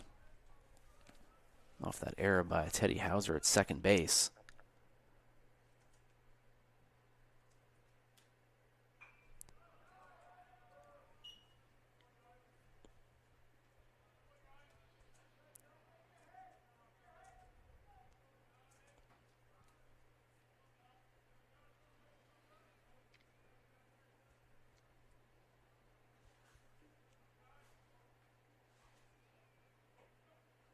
One is in the dirt. Yeah, that's 1-1. So we'll see how long Gunn goes here. Obviously, this one's probably going to be treated more like a bullpen for him. Can't imagine he'd be going more than 20, 30 pitches max. And you see that a lot of the times in these midweek games, is that one misses outside. But instead of taking a bullpen, then come out and throw an inning or 2.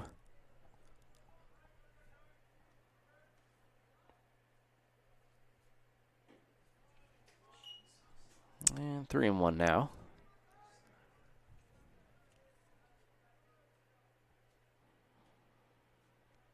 Waiting on deck is Logan Adams, who hit that 2-run bomb a couple of innings ago. 3-1. And Kroll takes high for ball 4, and so it sets the table here for Adams with 2 away.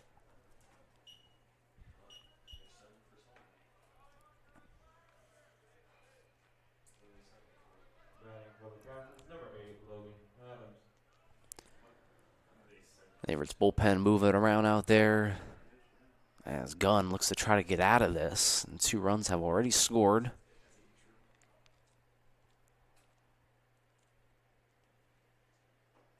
And a nice breaking ball there by Gunn.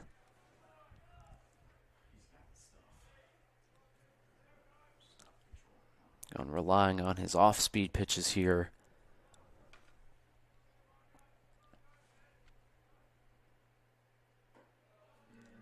that one. Try to get the same idea. Just missed it low.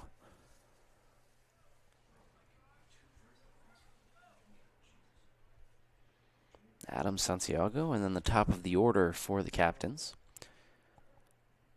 1-1 pitch. And that one misses high. Very close call.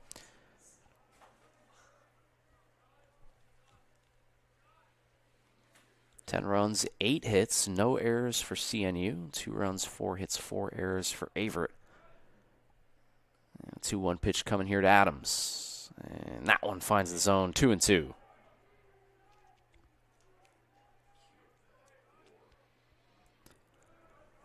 2 on, 2 out, 2-2 count here.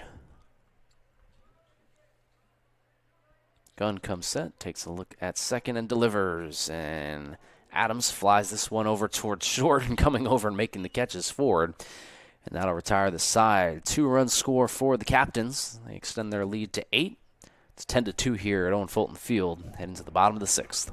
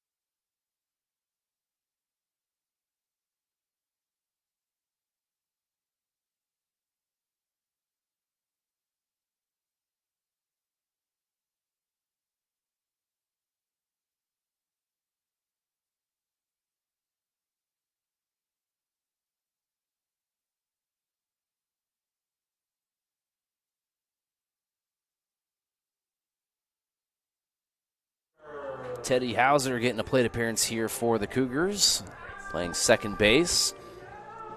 Welcome back to the Averett Sports Network. Thomas Heaney III, bottom of the 6th. Averett trails by 8.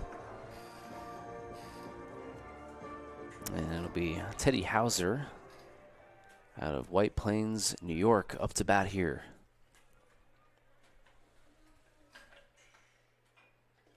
And he chops this one foul.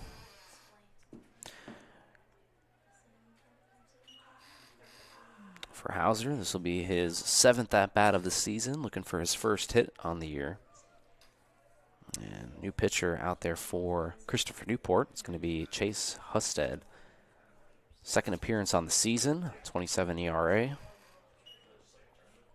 1 inning pitch, so obviously very, very small sample size. 3 earned runs, 1 walk, and no strikeouts on the year. Working against Teddy Hauser. And it looks like maybe we got an Apple Watch situation.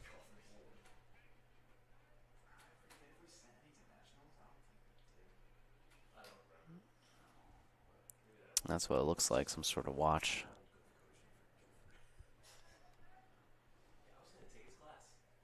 And so instead, the wardrobe malfunction there will reset on a 1-1 count.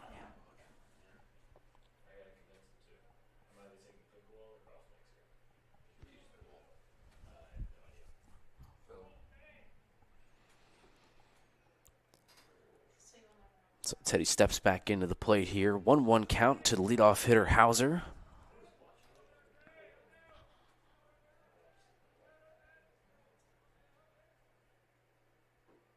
And check swing by Teddy, and he held it up.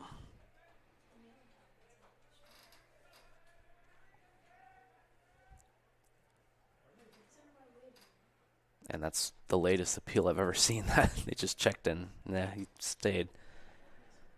2-1. Hauser chops it foul again, and now it's 2-2.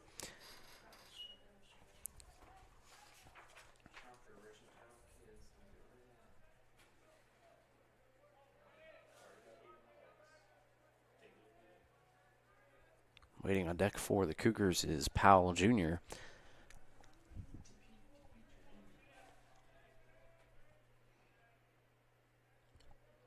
Two and two, and Hauser fouls it back.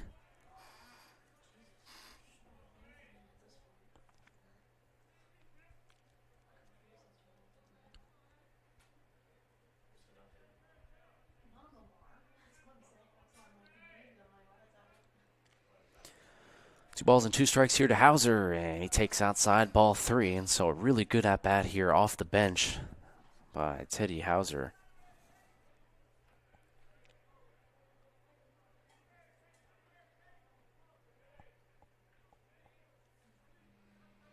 Hauser does have a walk in his first 6 at-bats on the season, looking for his second walk on the year. Or a base hit, 3-2 count here. Husted from the wind, and a swing and a miss there by Hauser. And there's one gone here in the bottom of the 6th.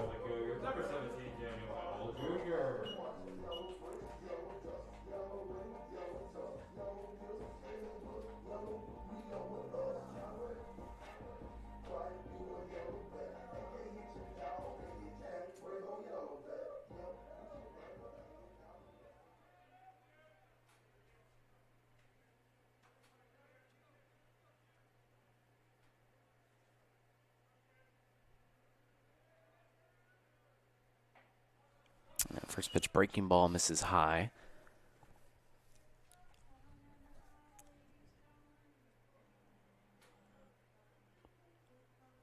Powell 0 for 2 so far here today, looking for his first hit.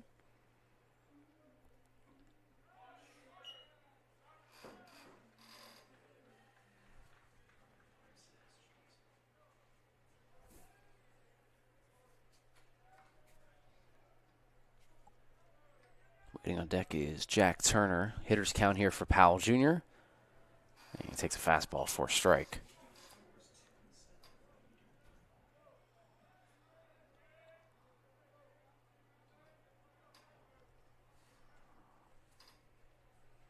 Two and one here to Powell.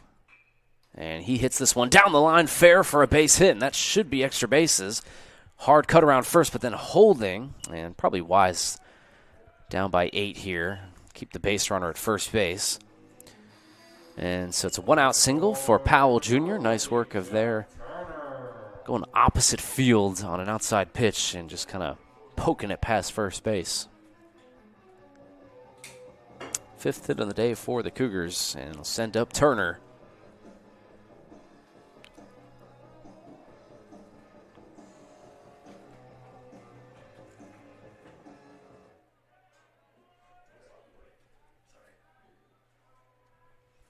Now Powell Jr. at first, Turner at the plate.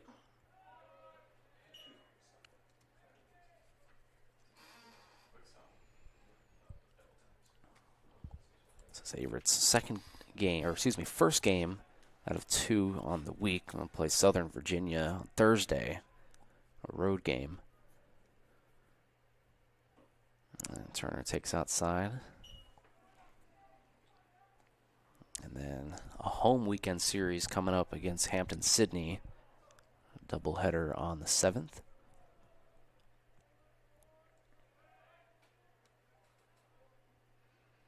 2-0 here to Turner, and he takes for a strike.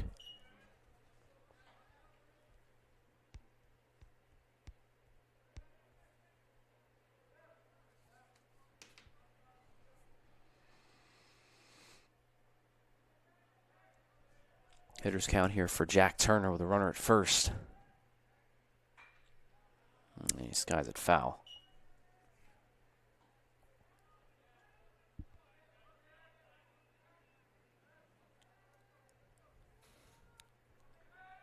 Waiting on deck is the center fielder, Vaughn Mayo.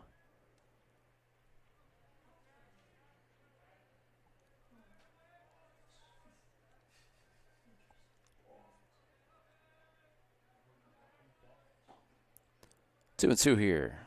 And Turner fouls it back again.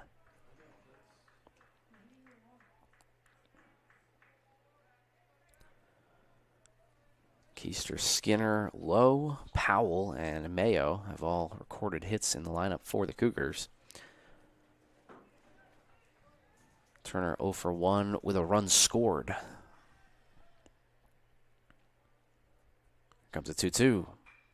And Turner once again fouls it way out of play down the right field line.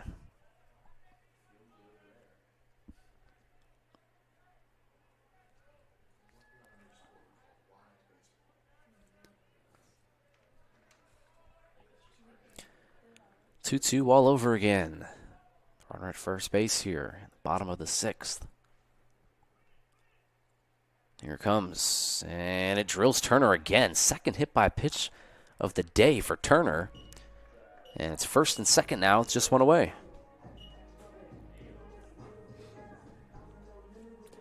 And now a chance here for Mayo to really come up big once again. He's 1 for 2.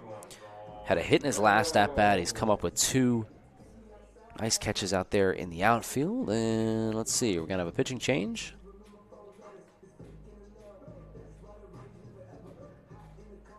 Maybe not. Coach for Christopher Newport came out almost towards the foul line and then was waved off by the umpire. Very interesting. I don't think they're out of mound visits. Either way, runners at first and second here for Mayo, who got the start in center. He's already got a hit. And takes for strike 1.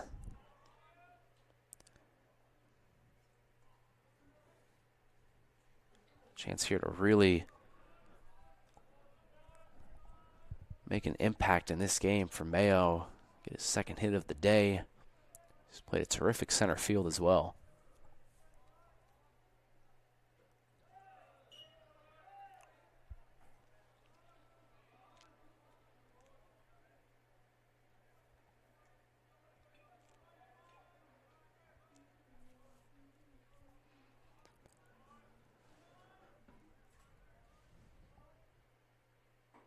And nice breaking ball there. Now it's 1-2.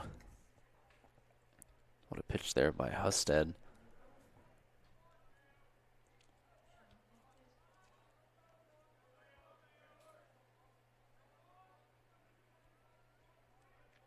One ball, 2 strikes, 2 runners on here for Mayo. And the pitch hits the inside corner for strike 3.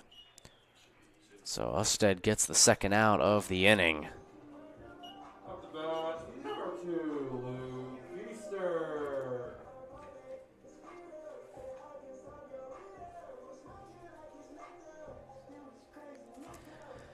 And we'll bring up the leadoff hitter, Keister. He's got 2 RBIs already on a 2 RBI single in his last at-bat. Looking to drive in another one right here.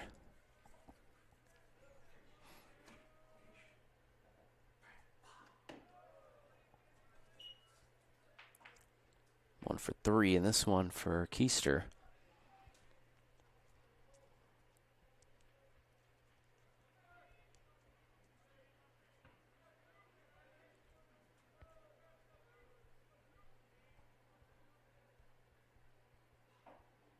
And high and tight. Ball 2.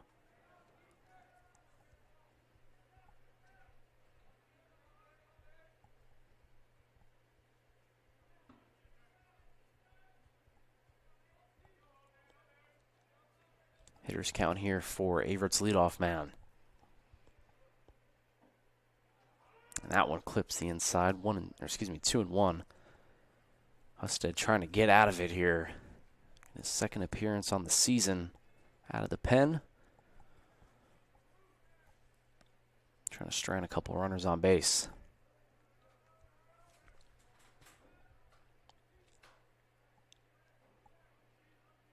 Two and one, and that one misses low. 3-1, and waiting on deck, Drew Skinner. Chance to pass the baton and get Skinner up with bases loaded if Keister is able to reach.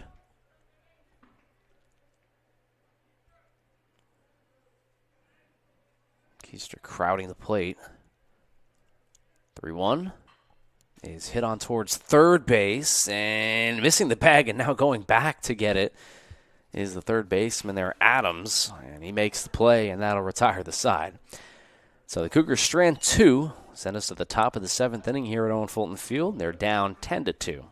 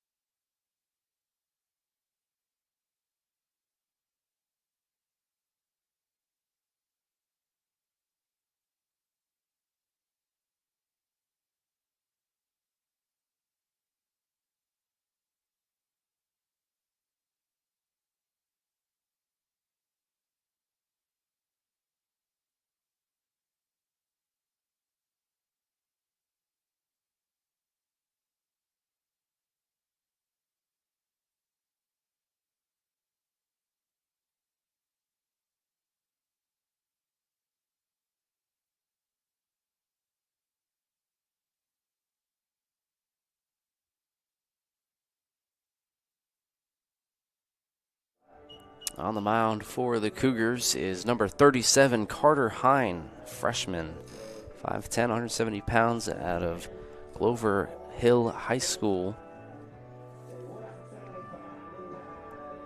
This will be Hine's third appearance of his young career.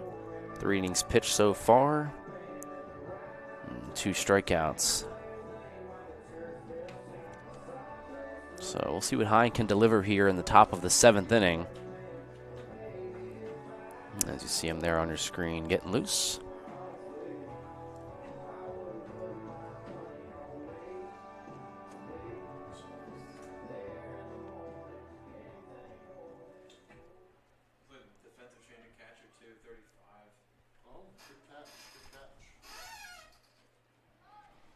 So I've got a substitution behind the plate. It'll be Landon Mitchell. So Mitchell behind the plate, Hine on the bump. And top of the 7th.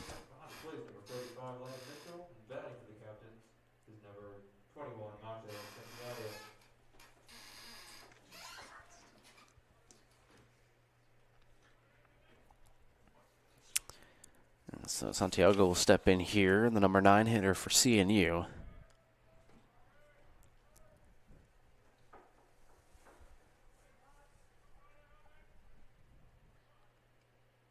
And Hine's first pitch misses low for ball 1, and the 7th inning is underway.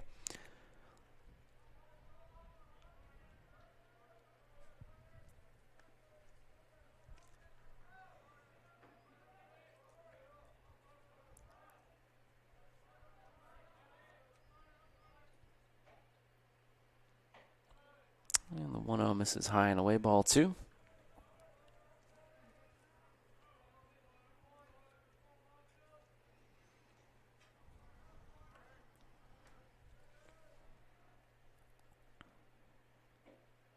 And a good pitch there by Hine. Trying to get the number 9 hitter before facing Jake and Sam Benedict.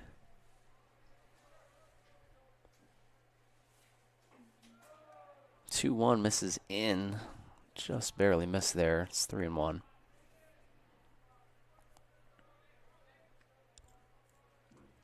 Hine looking for the strike zone here.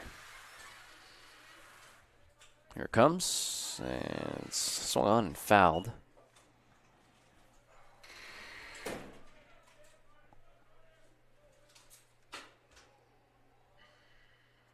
Averett has someone warming up in that bullpen. Looks like they're ready to go. 3-2 pitch. And this one's hit towards center field. Mayo ranges all the way over towards the track and makes the catch. And there's one down.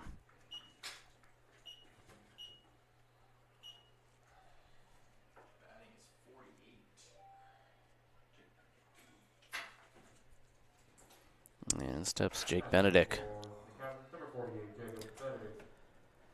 2 for 4 on the day. Had the leadoff single to start us off in the top of the first.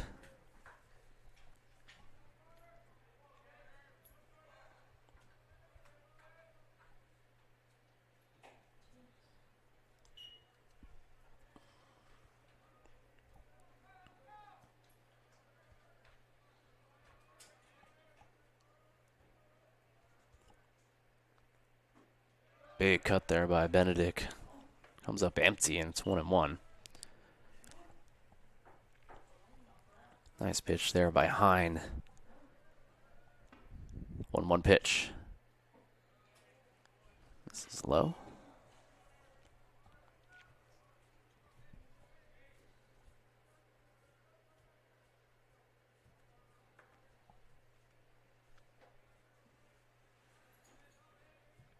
Two balls and a strike here. Benedict. And he takes it for ball 3. Waiting on deck is his brother Sam.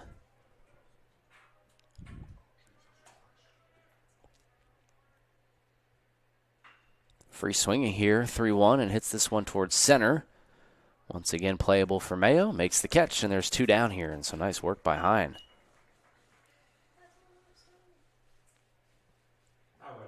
Newport, number 2, Sam Benedict.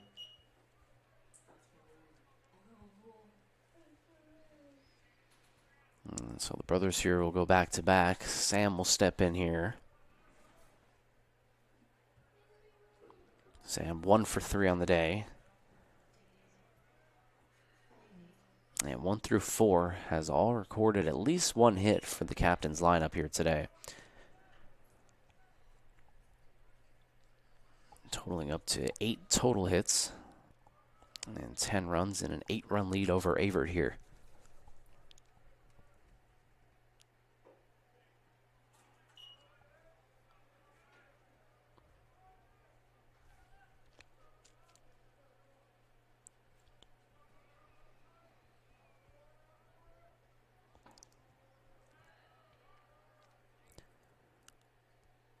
To a pitch is hit in towards left field. Coming over is low, makes the catch, and it's a 1-2-3 inning for Carter Hine. Nice work there by the freshman. Stretch time here in Danville. Bottom of the 7th coming up, and the Cougars trail by 8. Nice pitching there by freshman Carter Hine.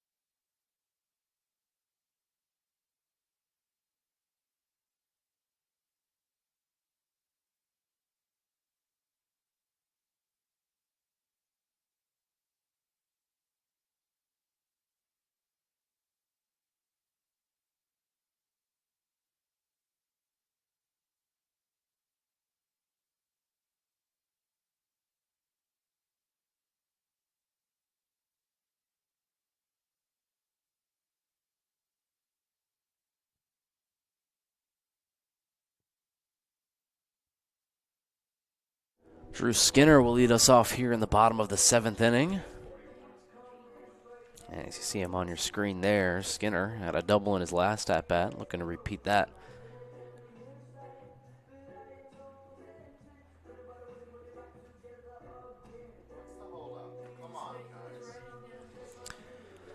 New pitcher on the bump for CNU.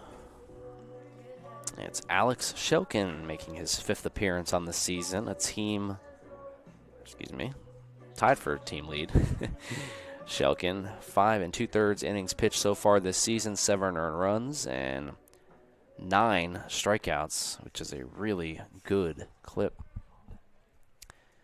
So Shelkin's got 9 Ks and 5 innings of work here, and he'll be going up against 2-3-4 in the Averett lineup.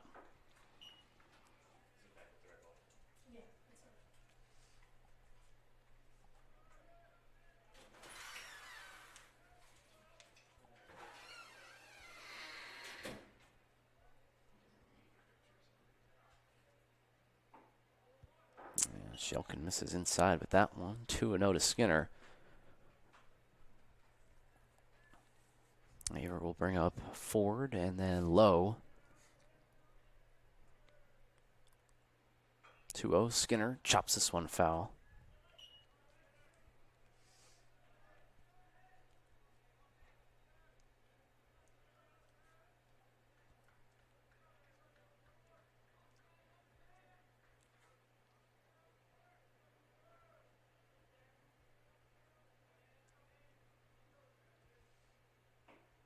And a great breaking ball there. Gets over the middle of the plate for strike number 2 for Shelkin.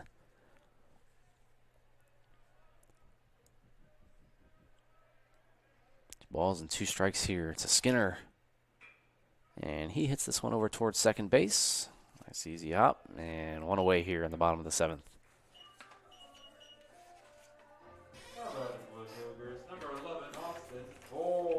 So Benedict records the putout there.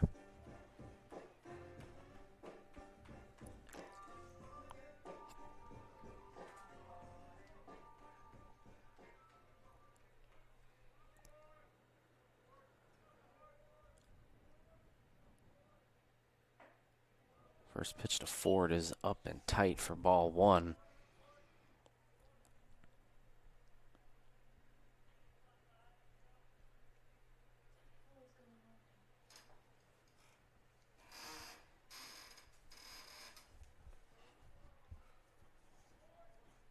We're down to their last 8 outs here at Owen Fulton Field. Danger of dropping their 7th game on the season. And just their 2nd game here at home. They came into the day at 3-1 here. The sweep of Hood and then the one win that they got against Carolina. They split that doubleheader last week. That one in there for a strike. But it's definitely been better baseball here at home for the Cougars. Obviously today hasn't gone their way, but looking to find something positive here, especially offensively. We talked about this is a very good offense, especially at the top of the order. And just the 2 runs on 5 hits so far, as Ford hits this one up the middle, hauled in by Reinhold, and there's 2 down.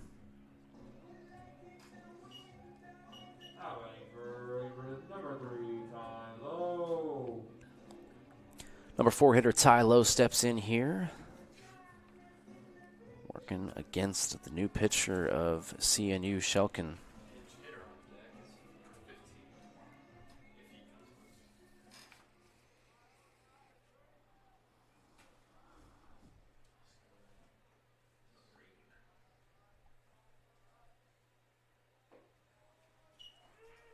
Well, the first pitch here to Lowe is in there for a strike. So nice work here early on by Shelkin, trying to get a 1-2-3 inning here in the bottom of the 7th. And a swing and a miss there, and now it's 0-2.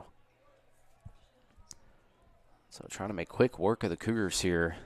Shelkin waiting on deck for Averett as a pinch hitter. That's Rodriguez. 0-2 pitch. And a swing and a miss, strike 3. And so 10th strikeout on the season for Shelkin. He makes quick work of Averett here in the bottom of the 7th. Send us to the top of the 8th here. 10-2 our score. Christopher Newport leads by 8. We'll be right back on the Averett Sports Network.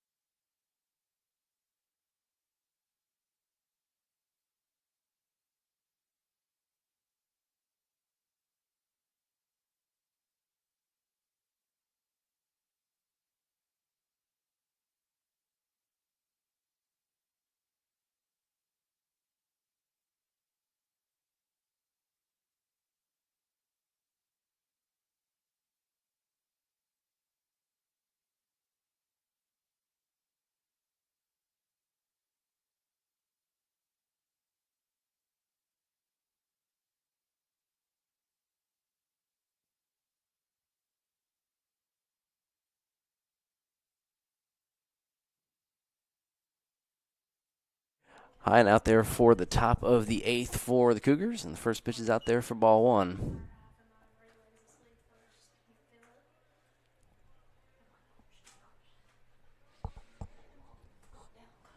Hine in there for his second inning of work. Had 1, 2, 3 in the 7th.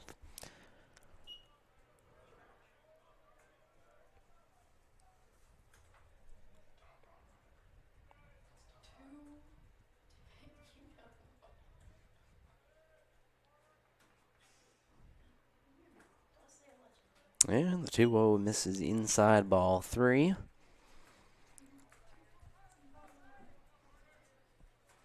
And so Hine in danger of surrendering his first base runner here.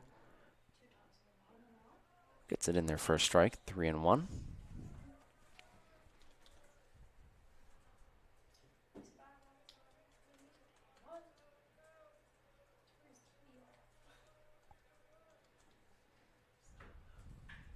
This one hit over towards third. Nice play by Ford. Fires it all the way over to Skinner in time.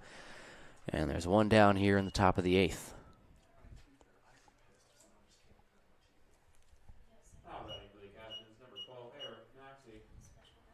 Here comes the number 4 hitter, Maxey. And so 4 straight retired by Hine. Just got Reinhold to ground out, and now he'll be facing Maxey. Maxey, who's 1 for 2 with a couple of walks here today.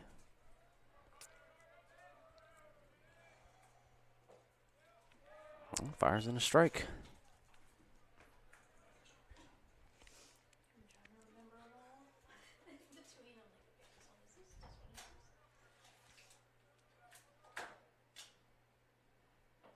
Oh, nice breaking ball there.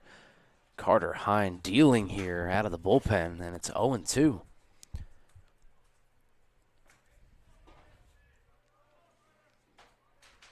So Maxey, who doesn't strike out often, way behind in the count now to the freshman Hine. And he gets a hold of this one to deep center field, going over his Mayo to the track to the wall, and he's able to make the catch. And so a loud out number 2 there off of the bat of Maxey, but again, look at the range out there in center field by Maxwell, or by Vaughn Mayo. Now batting for the Captains, number 41, Hank Hardaway.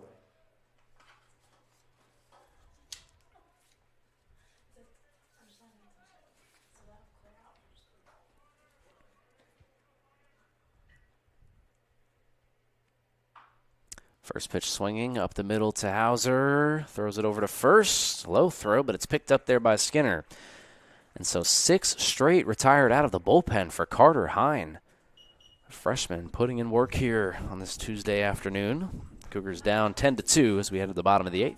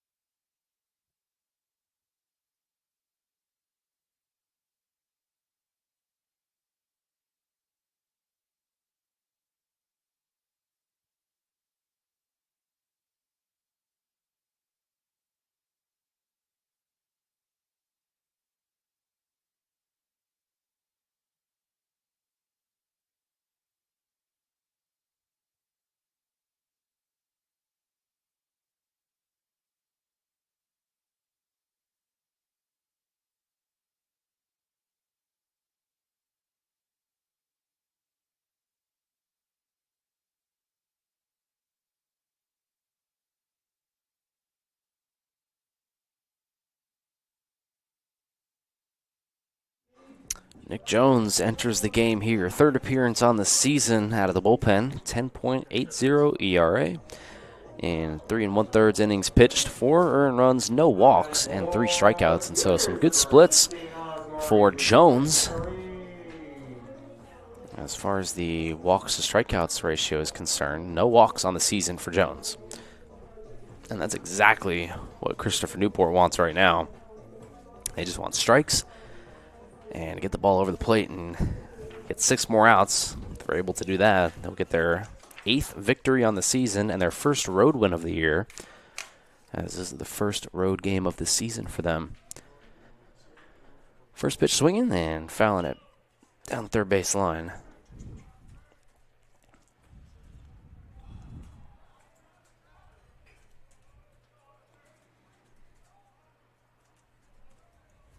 Number 15, Oscar Marin Rodriguez, coming in here looking for his first hit.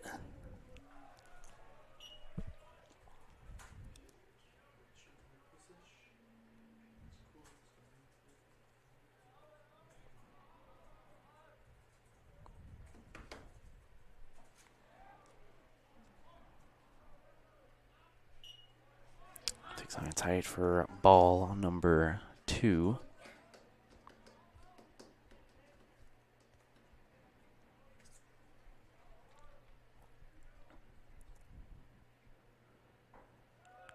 And a good take there by Rodriguez. Now it's 3-1. Rodriguez, the junior out of Clinton, North Carolina, and Clinton High School, looking for his first hit as an Averett Cougar. 3 balls, 1 strike to Rodriguez, and he swings and flies it into center field. And nice easy catch out there for the center fielder Benedict, and there's 1 down. Good swing there by Rodriguez. That went out pretty deep. Again, this is such a pitcher's park here at Owen Fulton Field. I would know. His pitchers love to pitch here.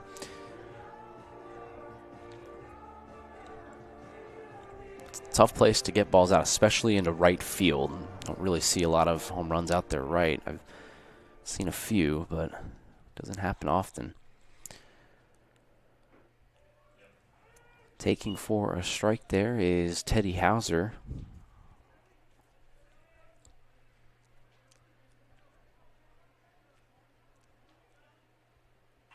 Jones fires in, and Hauser fouls it back, 0-2.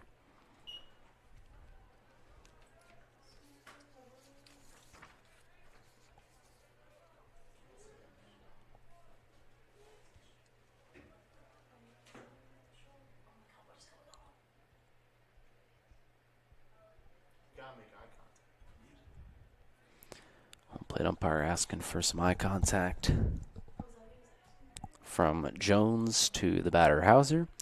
It looks like we're all set here. No balls, 2 strikes, and an out here in the bottom of the 8th. And Hauser swings and lines this one past the third baseman and in for a base hit.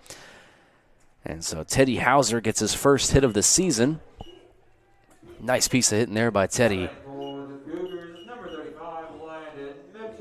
And so the Cougars have a 1-out base runner there at first base. That ball was scorched off the bat of Teddy Hauser.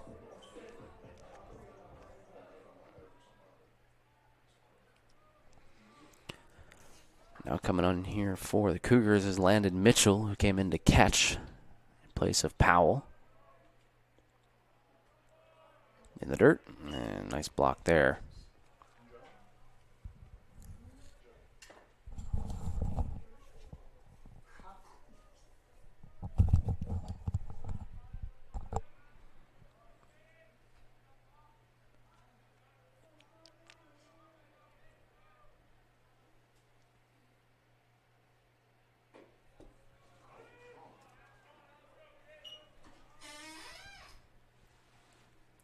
Hauser at first, a 1-1 count here.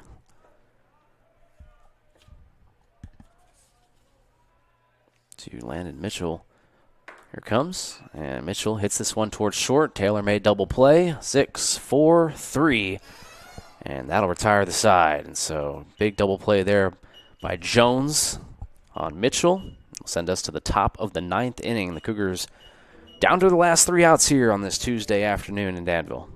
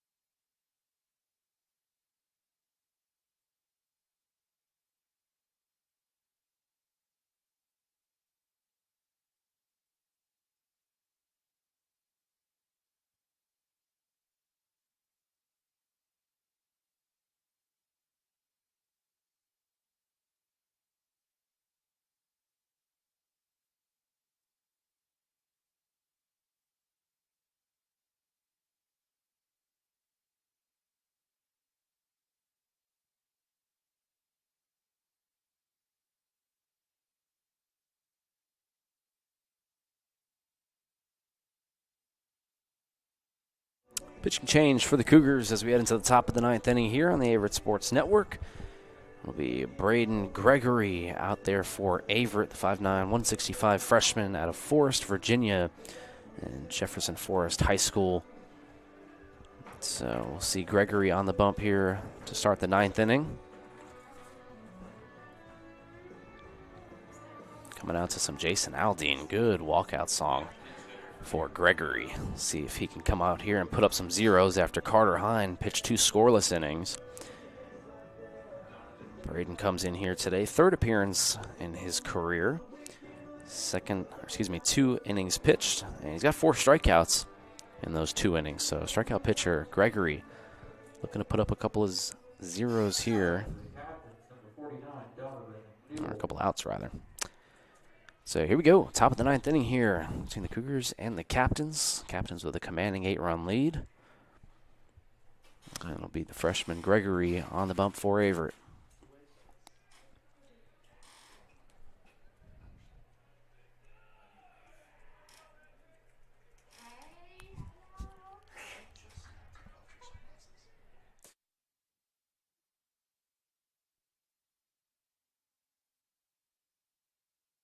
And a big cut there and a swing and a miss. A nice pitch there by Gregory.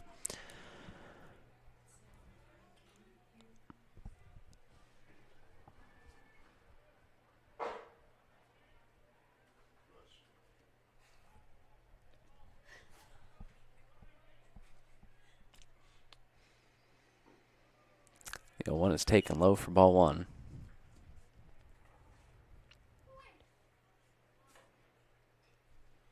So, big chance here for Gregory to come in and get a couple outs early on in the season for the freshman. We just saw Hine pitch so well, and these innings are really impactful for the freshman pitchers coming out here trying to make an impact. Light up some eyes on the coaching staff. As that one is going to be hit towards right field. Easy play for Turner. One down here. So Newell is retired. And we'll have a new pinch hitter coming on here for the captains.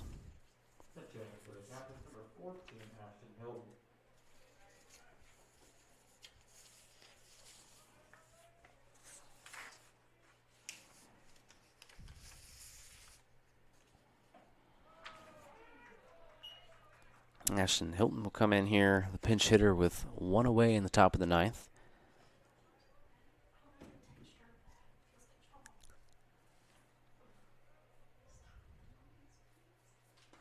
And a good breaking ball there by Gregory, and it's 0-2. The freshman just coming in and dealing here. Looking for a punch out here. It'll be his first of the day. Braden Gregory delivers and fouled straight back.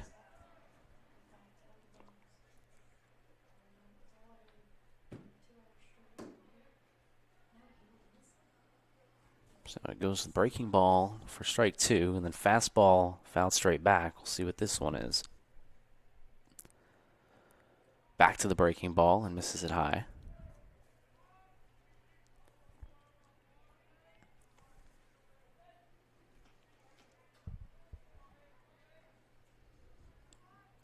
Still ahead in the count here, 1-2.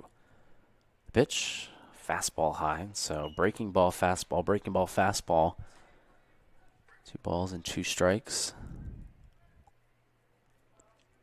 That high fastball may be setting something up here. We'll see.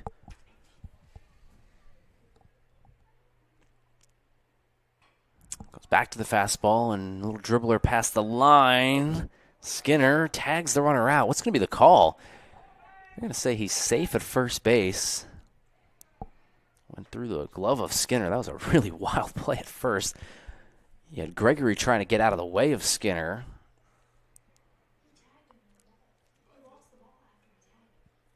And because Hilton didn't extend out and try to push the ball out, he's entitled to run, but they're going to call him safe at first base. We saw one of those plays years ago in the MLB with Alex Rodriguez taking his hands and trying to force the ball out. That's kind of a judgment call by the first base umpire there. Swing and a miss.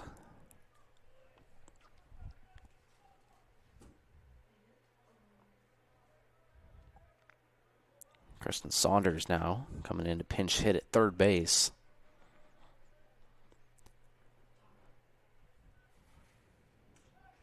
Throw over at first, but back in safely is Hilton.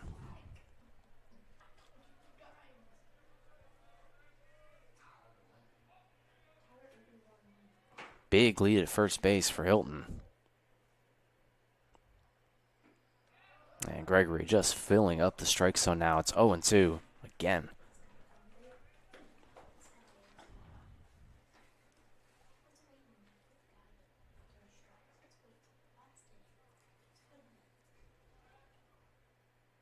Oh, 0-2 pitch, line through the third base hole and into left field for a base hit. So now 2 runners on here in the top of the ninth with 1 away.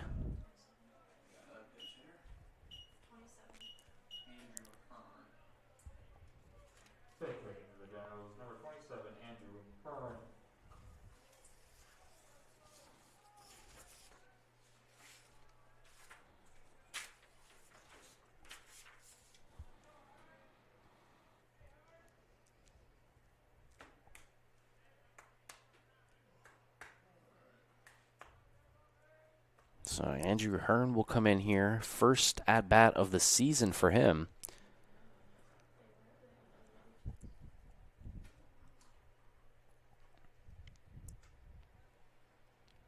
Well, second plate appearance. First at-bat. He walked in his first plate appearance of the season. Gregory looking for a double play ball here to get the fellas back into the dugout.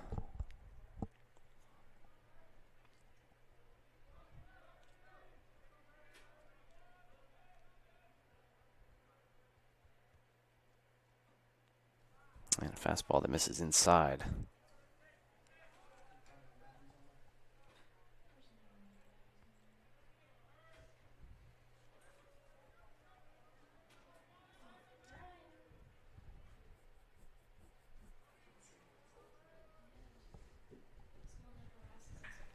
And this one hammered down the right field line. It's going to go way foul, but wow. Hope my car's okay.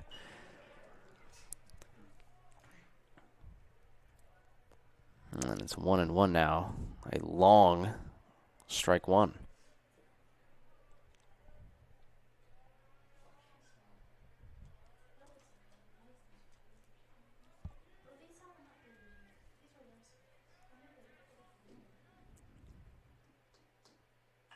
Hearn swings and hits this one towards left field. Lowe is under it, makes the catch, tagging at second, heading to third. Boy, that's risky, as he's in safely, but now there's 2 outs.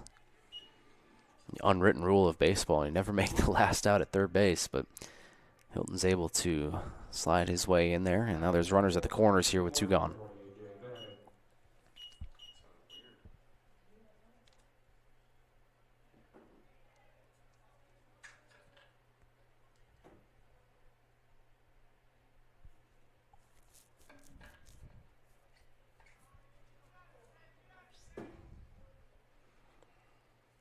So Gregory is looking to try to get out of this here. Runners at first and third, 2 gone.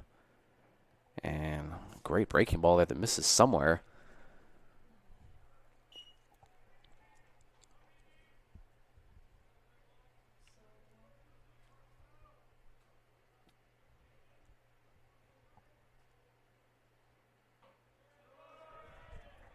It's the outside corner there. Benedict, the leadoff hitter here.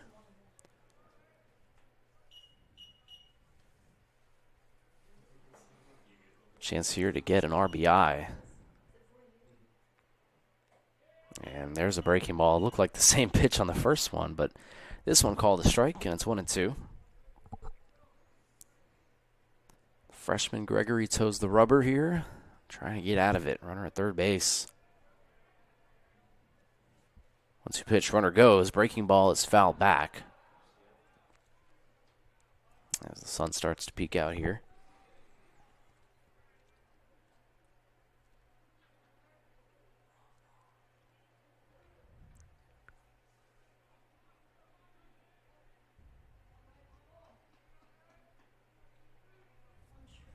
One ball, 2 strikes, 2 outs here in the top of the 9th. Gregory delivers.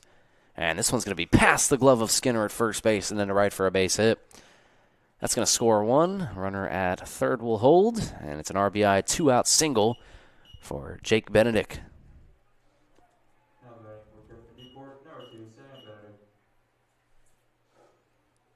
And now he'll pass the bat to his brother Sam here with 2 outs.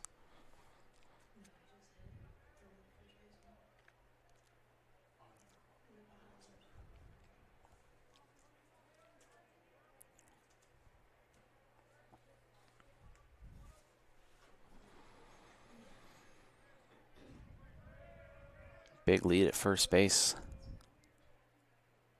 And Sam hits this one over to Hauser. It's off his glove and into shallow right. That's going to score another run.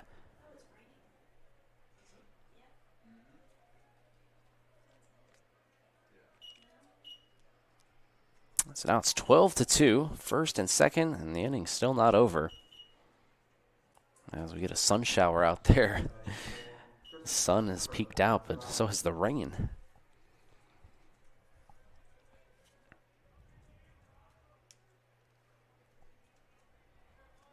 And the first run that scored was unearned. Second one, that one inside. And second one is also unearned, and so 2 unearned runs for Gregory out there on the mound.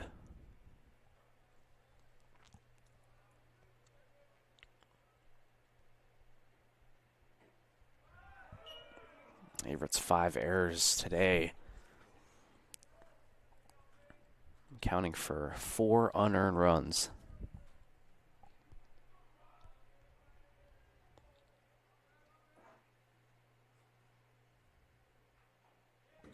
Check swing, foul.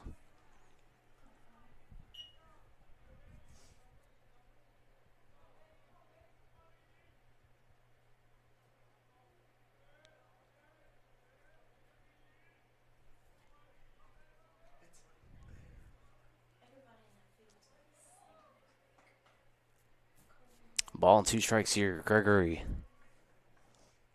Breaking ball, swung on a miss, strike 3. And so Gregory's able to get the strikeout there. The freshman gets out of the inning 2 unearned runs as we head into the bottom of the 9th here, and the Cougars trail by 10. We'll be right back.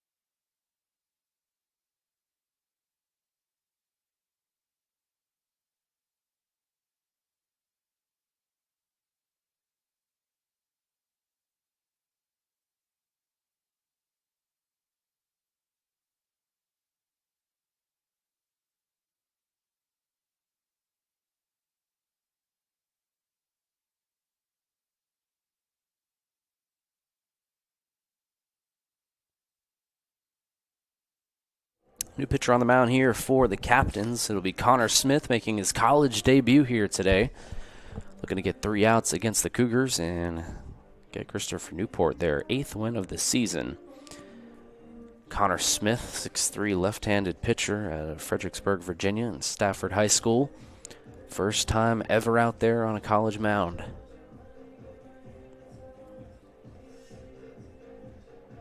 And so we'll see what Smith has in store as the Cougars getting set here. Mayo getting ready to hit.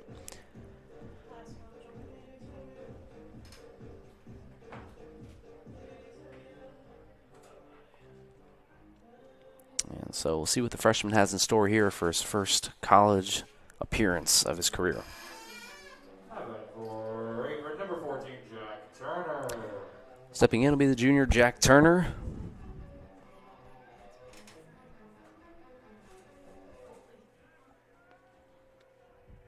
It'll be Turner, Mayo, and then back to the top with Keister. And Smith's first college pitch is fouled back for a strike.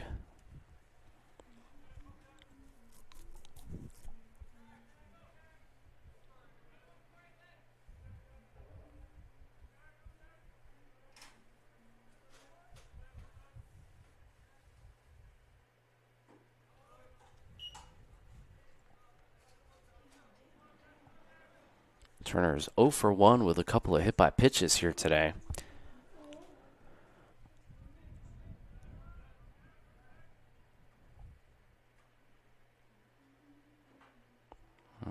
1 chopped foul.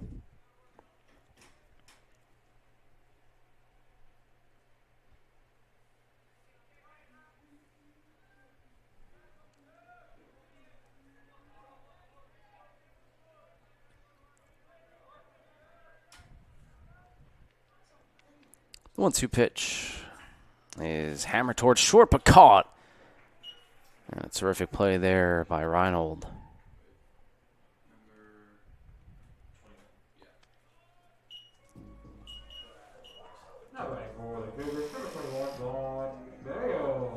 Vaughn Mayo steps in here, 1 for 3.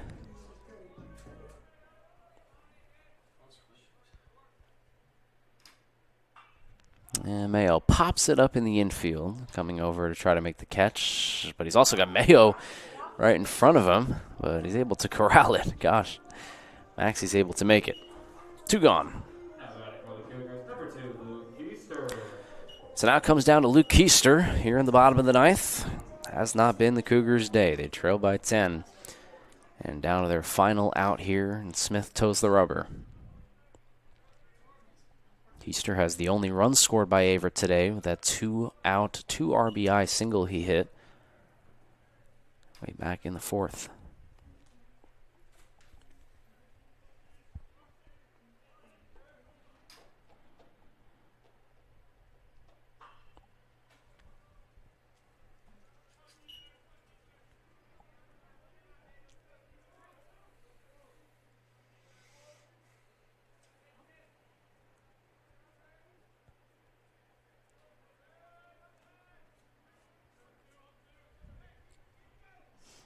One pitch here. Keister is hit by the pitch. I'm kind of surprised that doesn't happen more often for Keister. He crowds the plate so well. And extends the game, and it'll give us a chance to see Drew Skinner one more time. Skinner comes up here with Keister at first. 2 gone here in the bottom of the 9th. As we take a look ahead of the road for the Cougars, we talked about it, that Thursday game at 3 p.m. against Southern Virginia, non-conference matchup again. And Skinner takes in for ball 1. And that big matchup, the ODAC opener this upcoming weekend against Hampton-Sydney, a doubleheader. It'll be the first ODAC play of the season for the Cougars and a rematch of their first-round matchup in the playoffs last season. The Cougars lost in 3, best of 3. They pushed it to 3.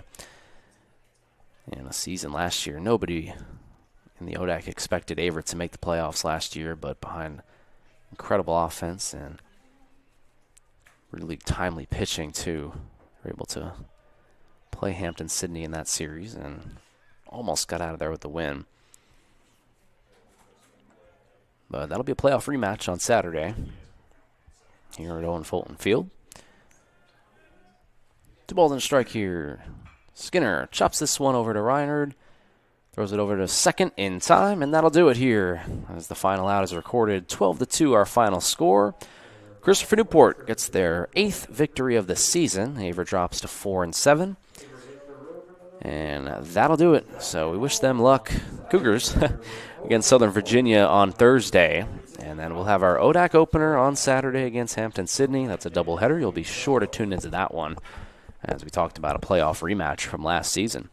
As for this one, the Cougars fall 12-2.